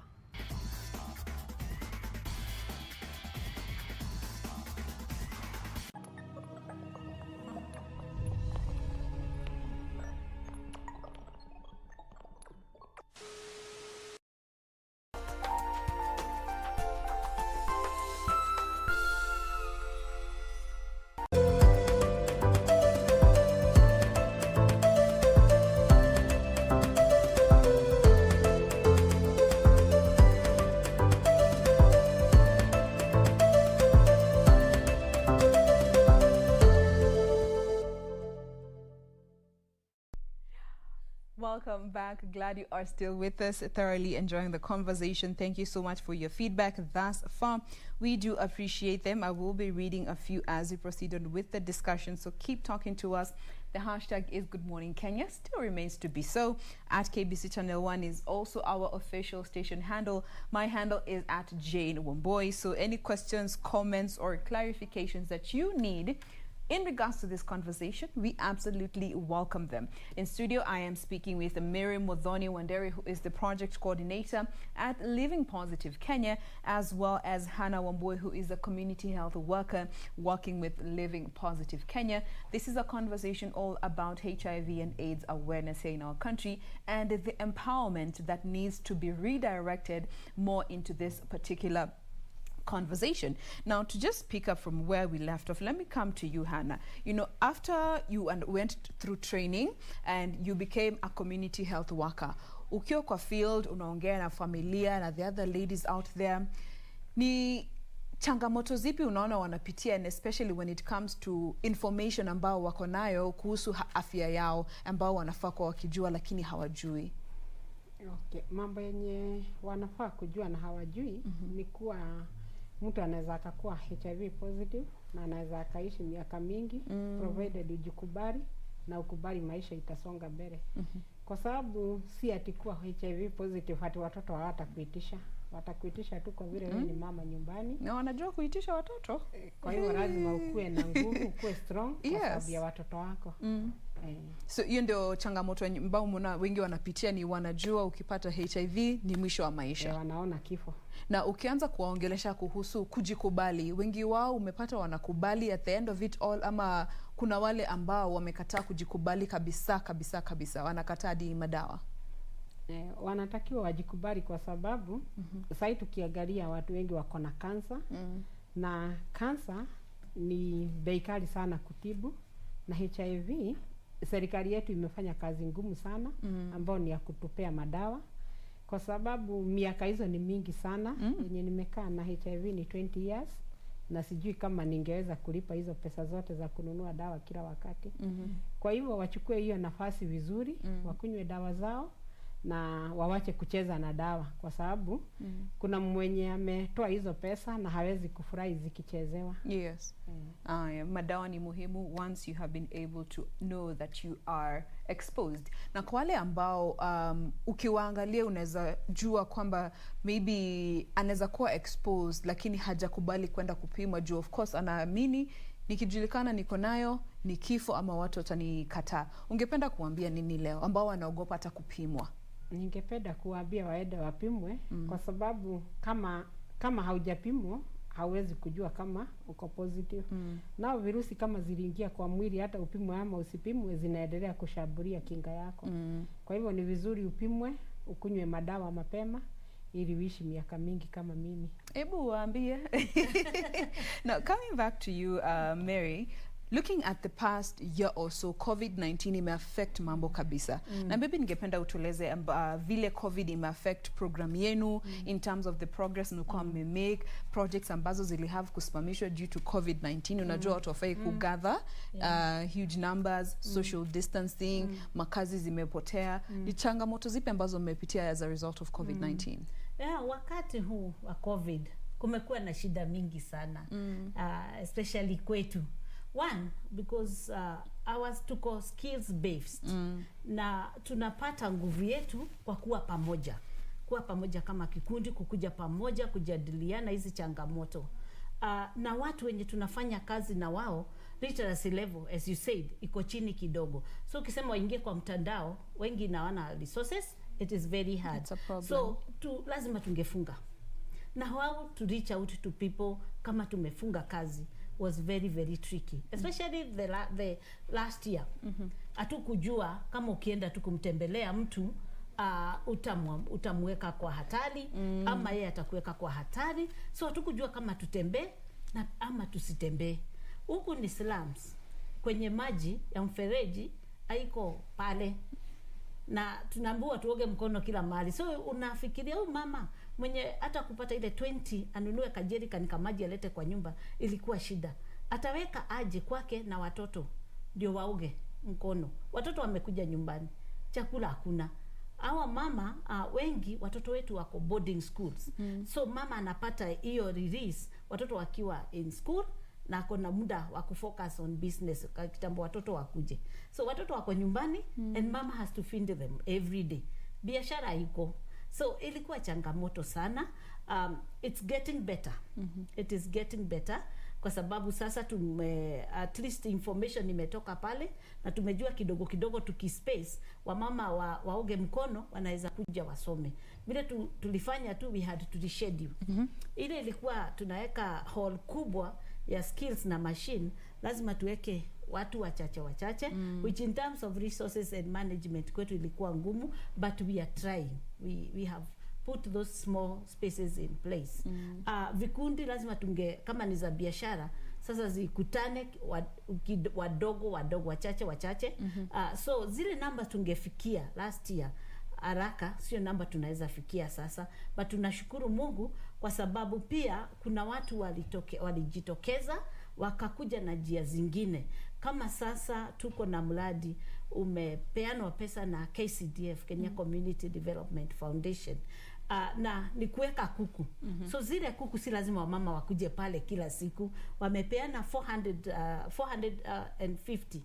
450 chicken pieces zenye tunachunga pamoja. When it's done, wamama wanakuja in small groups to learn how to do it, na zikifanywa zitagawiwa kila mtu zake ndogo ndogo. So that way we are able to reach out kwa wamama wakiwa kwa boma zao. And then pesa za group sasa wamekubali hizi groups za wamama zisplitiwe na waregister group ndogo ndogo. So instead of when we had moja, sasa ni 6. So wanakutana wamama wachache kwa space yenye wanaweza pata, na wanafanya sasa biashara zao, wanaweza fanya zile microfinance. So kuna zile opportunities zimekuja, we would say the opportunities kama hiyo ya kuku, but pia kuna zile changamoto zimekuja. Okay. And we are trying, tunajaribu kidogo kidogo vile we have to live with it. Yes, to adjust to the times. We have to adjust and try to move forward. Ideally, ni kusaidiana, we move forward. Okay. Hatutastall maisha. Aye. Let me come to you, Hannah. You know, as a community health worker and as a person who has been affected in one way or the other, ni usaidizi ya aina ipi you feel itasaidia sana wanawake ambao una target, umeelewa zile shida ambazo wamepitia na wanahitaji usaidizi ya aina fulani ndio waweze kusonga mbele kimaisha, kifedha, waweze kujitegemea? Sisi vile tungeomba saa hii, tuseme vile tulikuwa bedridden, tulikuwa tunategemea handouts, lakini saa hii hatutegemei handouts, tunategemea pesa ya biashara, tufanye biashara ili tupate pesa yetu. Tunaona tunaweza kuwa watajiri, tuwe tumefanya biashara zetu, tumefungua mabiashara kubwa. Sasa ndio watu wenye walikuwa wanatuona huko tukiwa bedridden waone pia kuna kitu tunaweza hata sisi tukajifanyia. So hamuhitaji handouts, mnahitaji tu kusaidiwa kuset up biashara ambazo zenye you feel unaweza kujisustain kimwenyewe. Awesome. Now, tukimalizia hii conversation, Mary, maybe you could take just this time to speak to even our community leaders who and our and especially the county government who are meant to be in touch with the people at the ground level. What would be your message to them, and especially when it comes to supporting community-based organizations and especially women who are disproportionately affected by HIV and AIDS? Ningeambia serikali zetu, it is time to realize they've done a good job in ARVs, but that is not the end. Yes. Kama watu, unajua watu walienda chini, people lost their jobs because of illnesses, wakakaa bedridden sana, so they don't have businesses. So ukiwapea madawa na hakuna support kutoka hapo, then people will still come down again. Kwa sababu pia kuna stress, uko na watoto lazima ulishe. If they can be supported to move forward, if our government can partner even with the small organizations that are on the ground to support the communities be sustainable, to support economically, to help people start businesses. Those that are doing businesses, can markets be available? Kama kwetu kuna wamama wanashona vitu maridadi, blankets, very nice. Ideally zetu zilikuwa tunatuma nje. So with COVID hatufanyi hivyo, but those products are there. Can they be supported to get even the local market? Can they get local market where they can sell these products? Access within ourselves. So there is a number of ways that the county governments can partner with people, can partner with organizations that are there and help people more. But they need to be taken beyond ARVs. All right. Yes. Now, for those who might be wanting to communicate with you, mnapatikana katika mtandao ama wangependa how can people reach out to your organization very briefly? Yeah, Living Positive is on Twitter. We are on Instagram, and we also have a Facebook page. Which is? Yeah, Living Positive Kenya is our Facebook page. All right. So if you are interested in helping in one way or the other, you can be able to reach out to them and get to know what forms of assistance they need so that it can be able to help in a constructive way. We have been speaking with Mary Modhoni Wanderi, who is the project coordinator at Living Positive Kenya, as well as Hannah Wamboi, who is a community health worker still working with Living Positive Kenya. Thank you very much, ladies, for being with us today and sharing with us your journey. Thank you. All the best. Thank you. All right. Nice being here. Absolutely. Yes. Now we have more lined up for you, so do stay with us. We take a very quick breather as we gear up for the next discussion.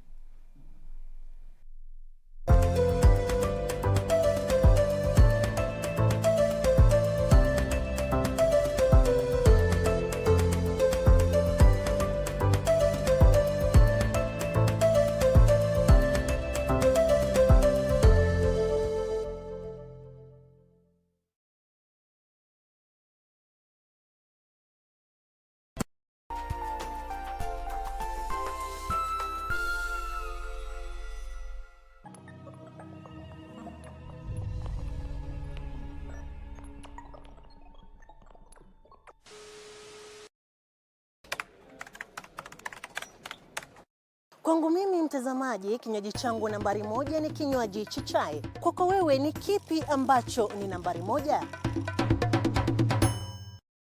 Next on. Tumemsua watu watatu. Asidhani kazi stem atatoboa. Guy. That's all you can say. Jazz anajua. Jazz will be jazzed about it. See what I did there?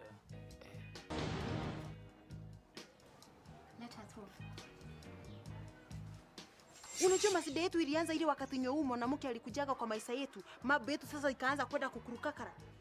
Mnaweza tuhitaji? Sana. Tiffany, I need to reach Chris. What will happen to Glenn and Eric? Well, that's my business. Good. As Chris is mine. Nancy, you know you're the mother of chaos. We are here because of you. No. We are here because of your identity crisis. Si dwe. Mimi Nancy haujai nikulisa wala kukulisa watoto wangu wala kuwasomesha. Are you sure? The greatest rally in the world is back in Kenya. Catch all the action of WRC Safari Rally live and exclusive on KBC Channel 1 from 24th to 27th June. See the world's best drivers navigate their machines on Kenya's rough terrain at breakneck speeds. Experience the thrills, adrenaline, drama and excitement as man and machine do battle. Don't miss out. WRC Safari Rally, live and exclusive on KBC Channel 1, your true sports partner.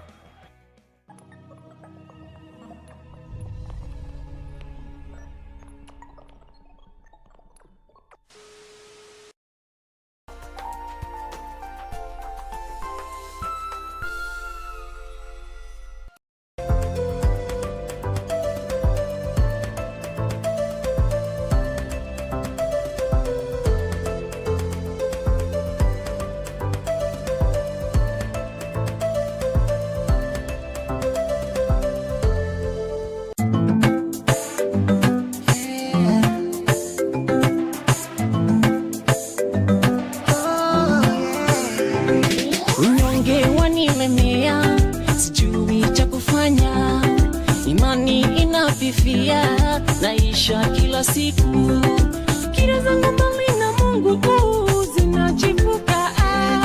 Nahisi nirudi kule ama niende bunge. Inachoma, inauma, sikia msanii ya kule imani na baraka. Inachoma, inauma, sikia msanii ya kule imani na baraka. Nipe majibu, kichwa kinauma.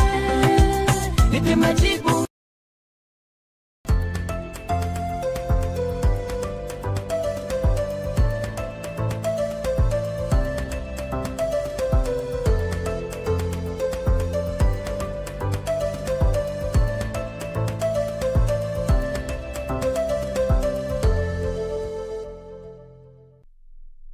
And we're back.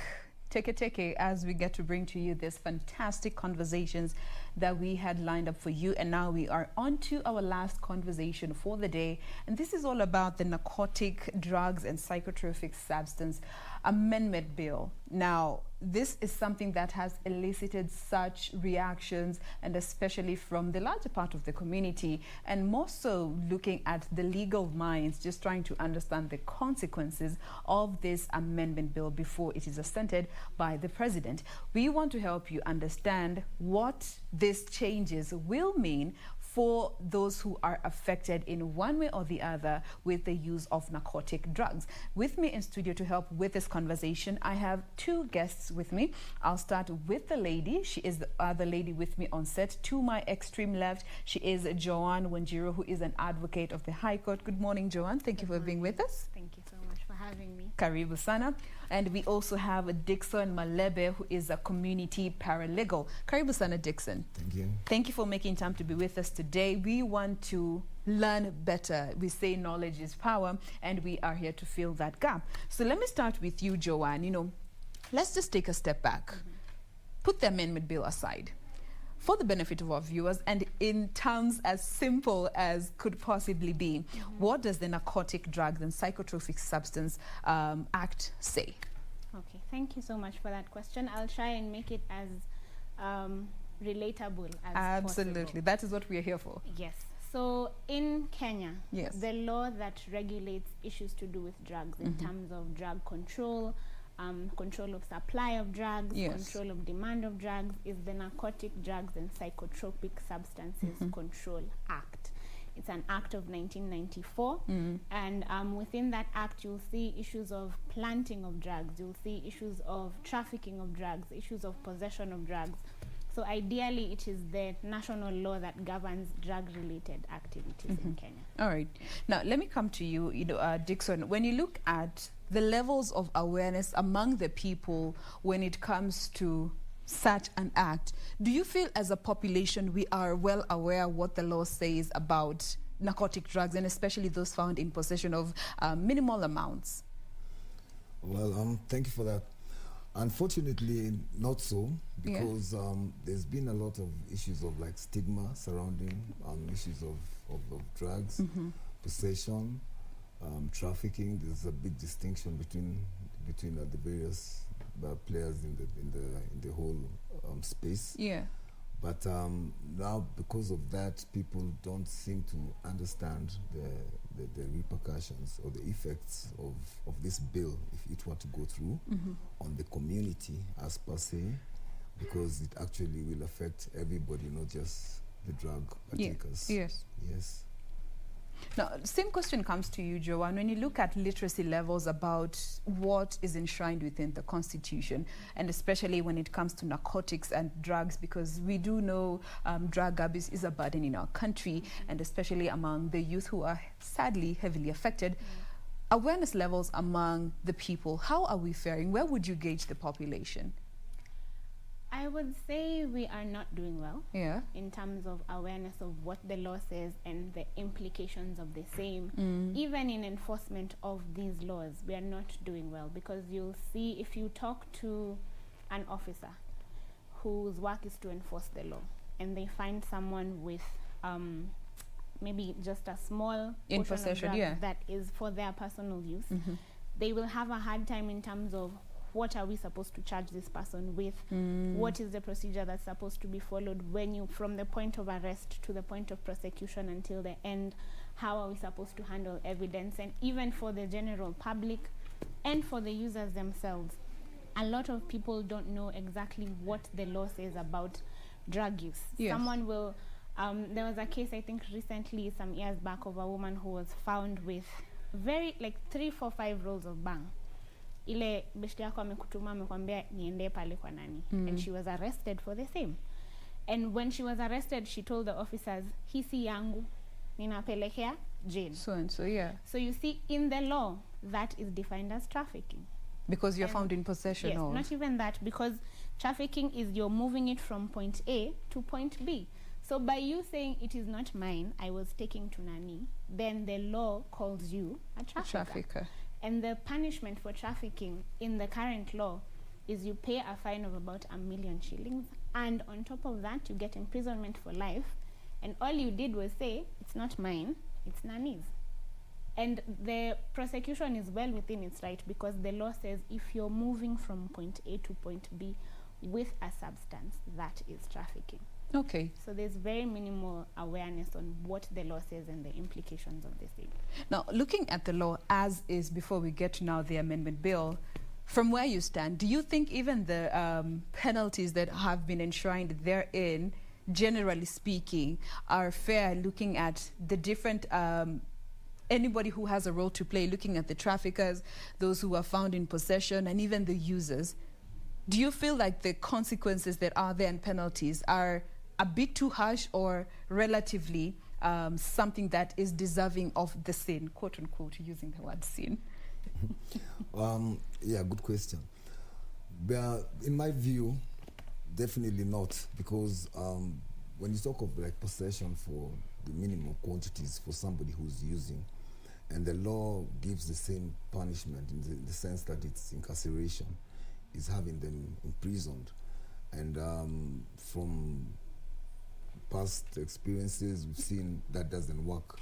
Actually, what works is more of maybe rehabilitative interventions, medical interventions, because like problematic drug users, these are people who are consuming the minimal quantities you're talking about. Yes. These are people who are probably struggling with issues of wanting to actually stop the habit. Yes. So when you incarcerate that person, they'll go in for 6 months, for a year, but when they come out, they find themselves still trapped in the same vicious cycle. So it's the law as it is does not like cater for different players, because a trafficker is considered the same as a peddler, who is considered the same as a problematic drug user. Yes. And the punishment is the same across the board. So when you look at it, it's actually not fair, because you can be jailed for a long period of time for just a minimal quantity, which medically you're supposed to use it for your body to function like any other. Yeah. So the intervention would be better if it was more on the side of rehabilitation, I mean, in the sense of medical interventions, the medical programs that are run by the government as it is, that actually assist one better. Okay. Yes. Now, let me come to you, Joanne. Looking at the proponents of this particular amendment bill, Mr. Koinange, one of the arguments that he presented was that this Act of 1994 has various weaknesses, and I'm quoting, that the Narcotics and Psychotropics Act of 1994 has various weaknesses that have necessitated the amendments. The penalties do not match the devastating effects the substances have on the health of the community. Do you think this is a valid argument? Well, I'd answer that in this way. There is immense and enormous global evidence that punitive approaches are not working. Yes. Punishment is not working. Punishing the user does not automatically reduce demand for drug use. And I'll give a practical example of a country like Portugal. Portugal decriminalized drug use in their country. So what they do for users is, if you're arrested with a quantity that is for personal use, you're redirected from the criminal justice system towards a commission that has a doctor, that has a lawyer, that has a social worker. So they sit with you and they find out, is your drug use problematic? And if it is, these are the treatment programs that are available. These are the rehabilitative programs that are available, and you're given an option to choose from those that are tabled for you after they decide from their consensus that yours is a problematic drug use. And since they began doing that, you will read in terms of facts, drug use has gone down immensely in Portugal. Incarceration has gone down. HIV levels have gone down. So there is global evidence that punishment is not working. And if you read the genesis of the amendment bill, when the MP for Nyali brought it up in 2019, was to increase the punishment for the traffickers.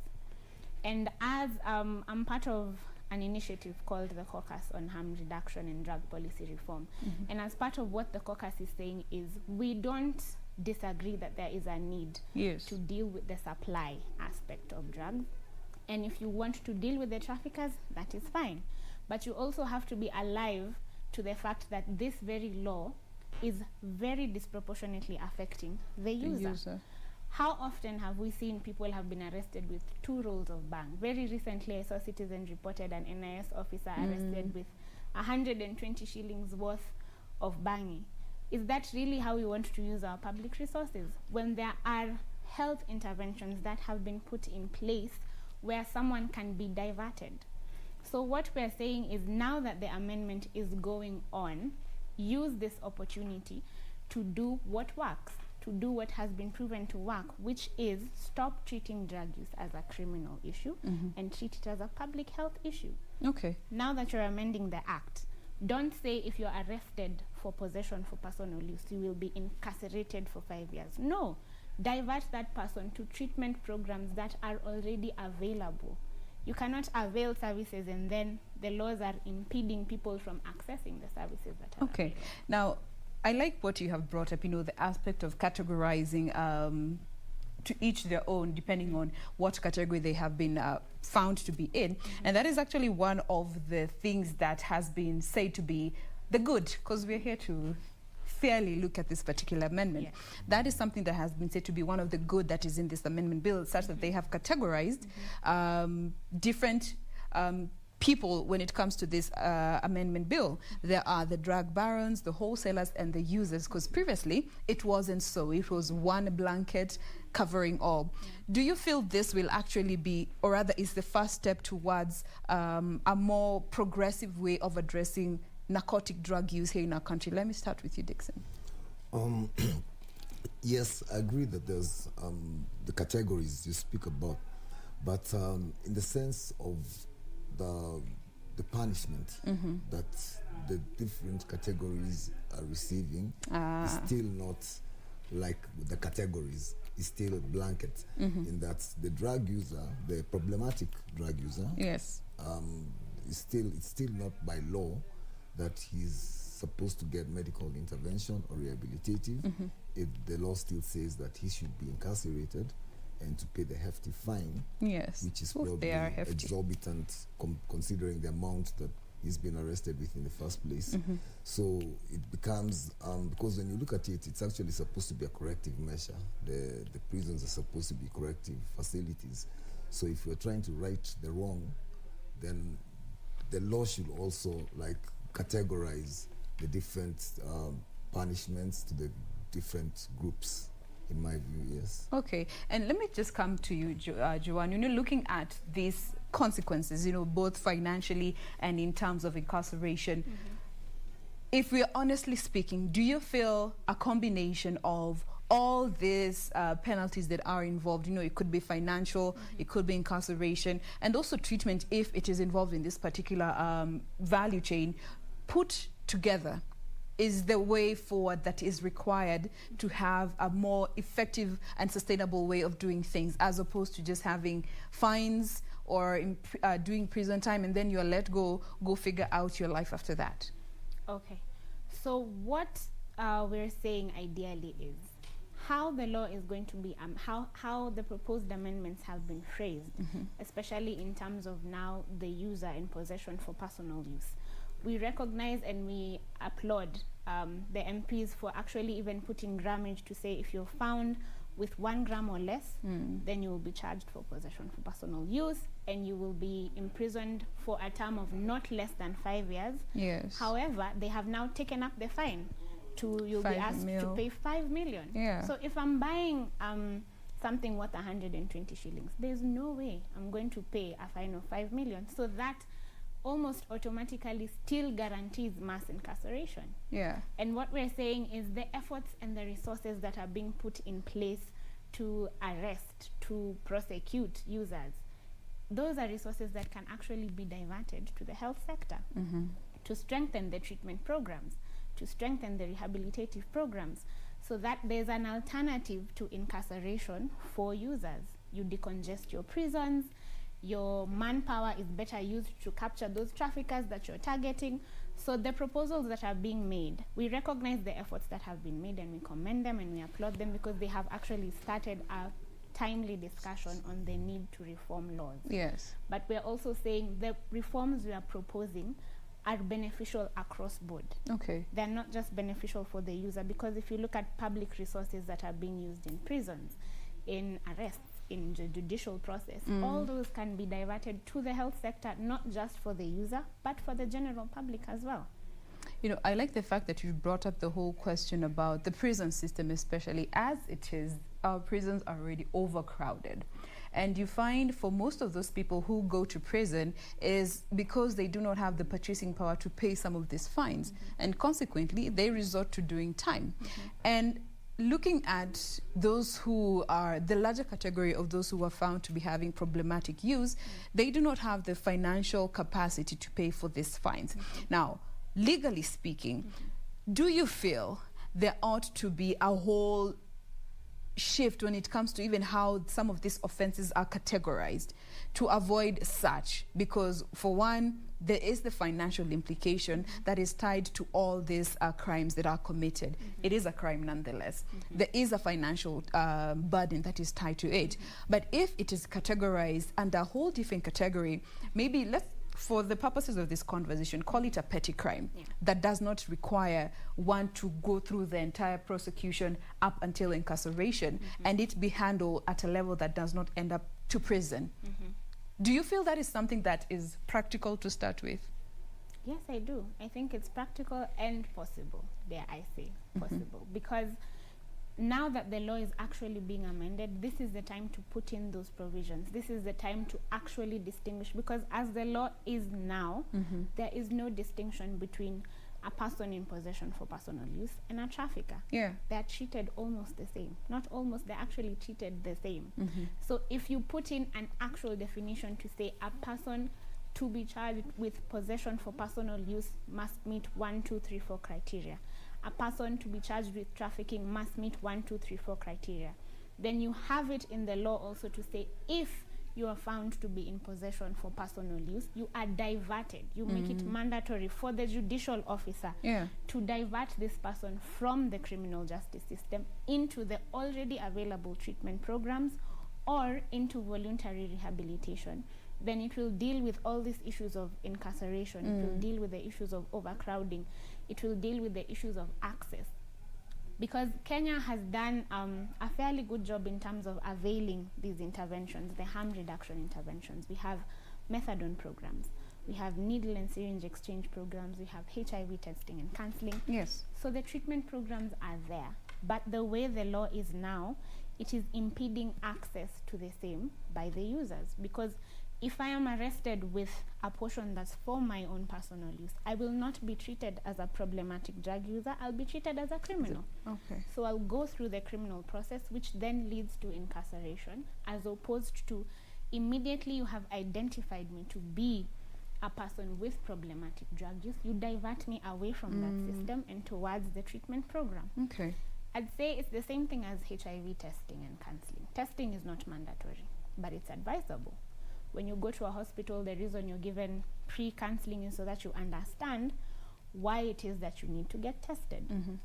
It's the same thing as a user. A lot of people will say, what if we divert them and they don't want? There are a lot of mechanisms involved in harm reduction. It's not just the treatment. There's counseling. You get to explain to someone why is it that you need 1, 2, 3, 4 things. The importance, Yes, and then from that understanding, they themselves get to choose which they prefer, and that personal responsibility also gives them the motivation to go through the entire program and finish. All right. Now, let me come to you, Dixon. Looking at this amendment, do you feel there was enough public participation done to make sure that the public understands what these changes that are being proposed would mean and consequently be applied without question because they agreed to it?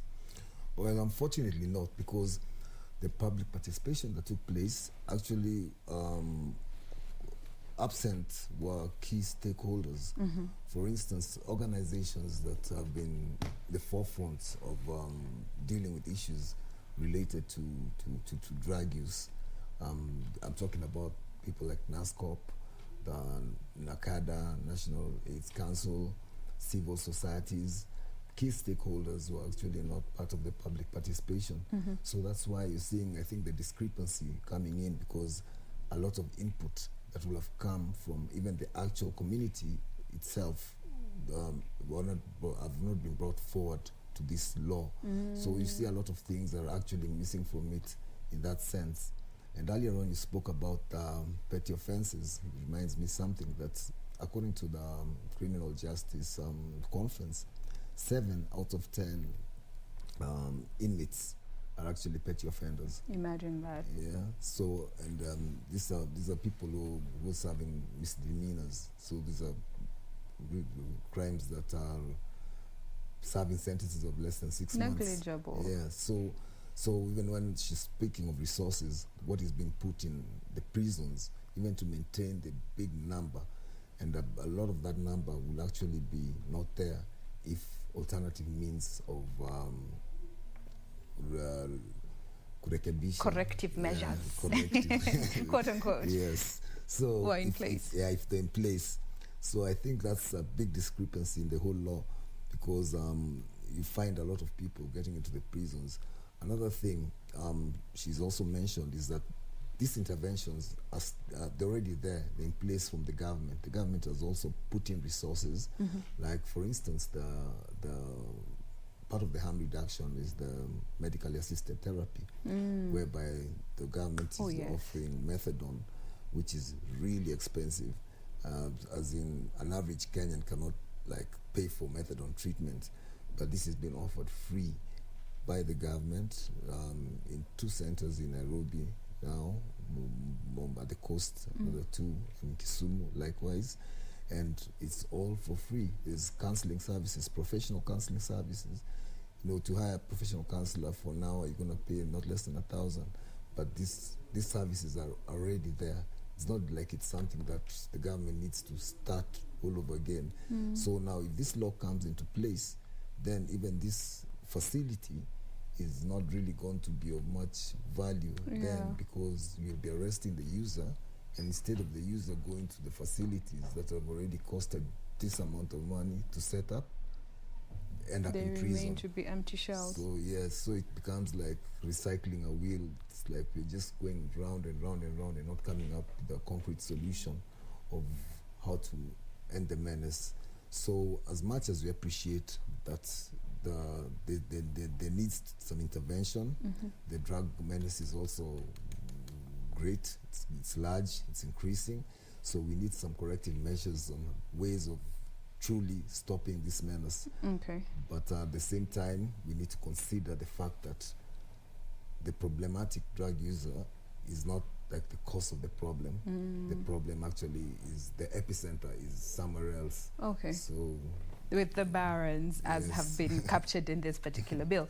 Now, as we close this conversation, I'm told we are completely out of time. Let me come to you, Joanne. You know, very briefly, when it comes to a proactive approach to this amendment that you feel there are loopholes, gaps that need to be filled in this particular bill, because clearly it wasn't as informed by all the stakeholders, those that are in the value chain.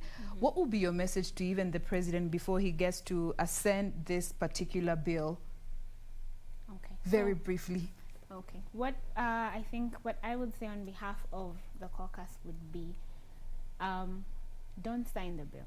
Just bring it back, table it with all the key stakeholders so that we can bring in the key issues that the caucus is talking about and advocating for. Properly, and by properly I mean actually distinguish between possession for personal use and possession with intent to distribute and trafficking. Once that is done, make it mandatory that if you're found in possession for personal use, divert this person from the criminal justice system into the already available treatment programs or into voluntary rehabilitation. It will cost very little, and it will actually save on a lot of public resources for this. Absolutely. Now, this is a conversation that we can't once again fully exhaust in this one sitting, but of course, until there has been change that has been made, either by the president assenting it or not, that is when until then, we will be having these conversations to just help you better understand what amendments to this bill really mean to us as a population. But for now, we have been speaking with Joanne Wanjiru, who is an advocate of the High Court, as well as Dixon Maleba, who is a community paralegal. Thank you very much, lady and gent, for being with us this morning. Thank you for having us. And with that, we want to call it a week. Thank you so much for being with us from Monday up until now. We want to wish you a lovely weekend. Do enjoy the rest of your viewing, and be sure to join us again next week for another fantastic week of Good Morning Kenya. My name is Jen Wamboy. Have a lovely day. God bless. God bless.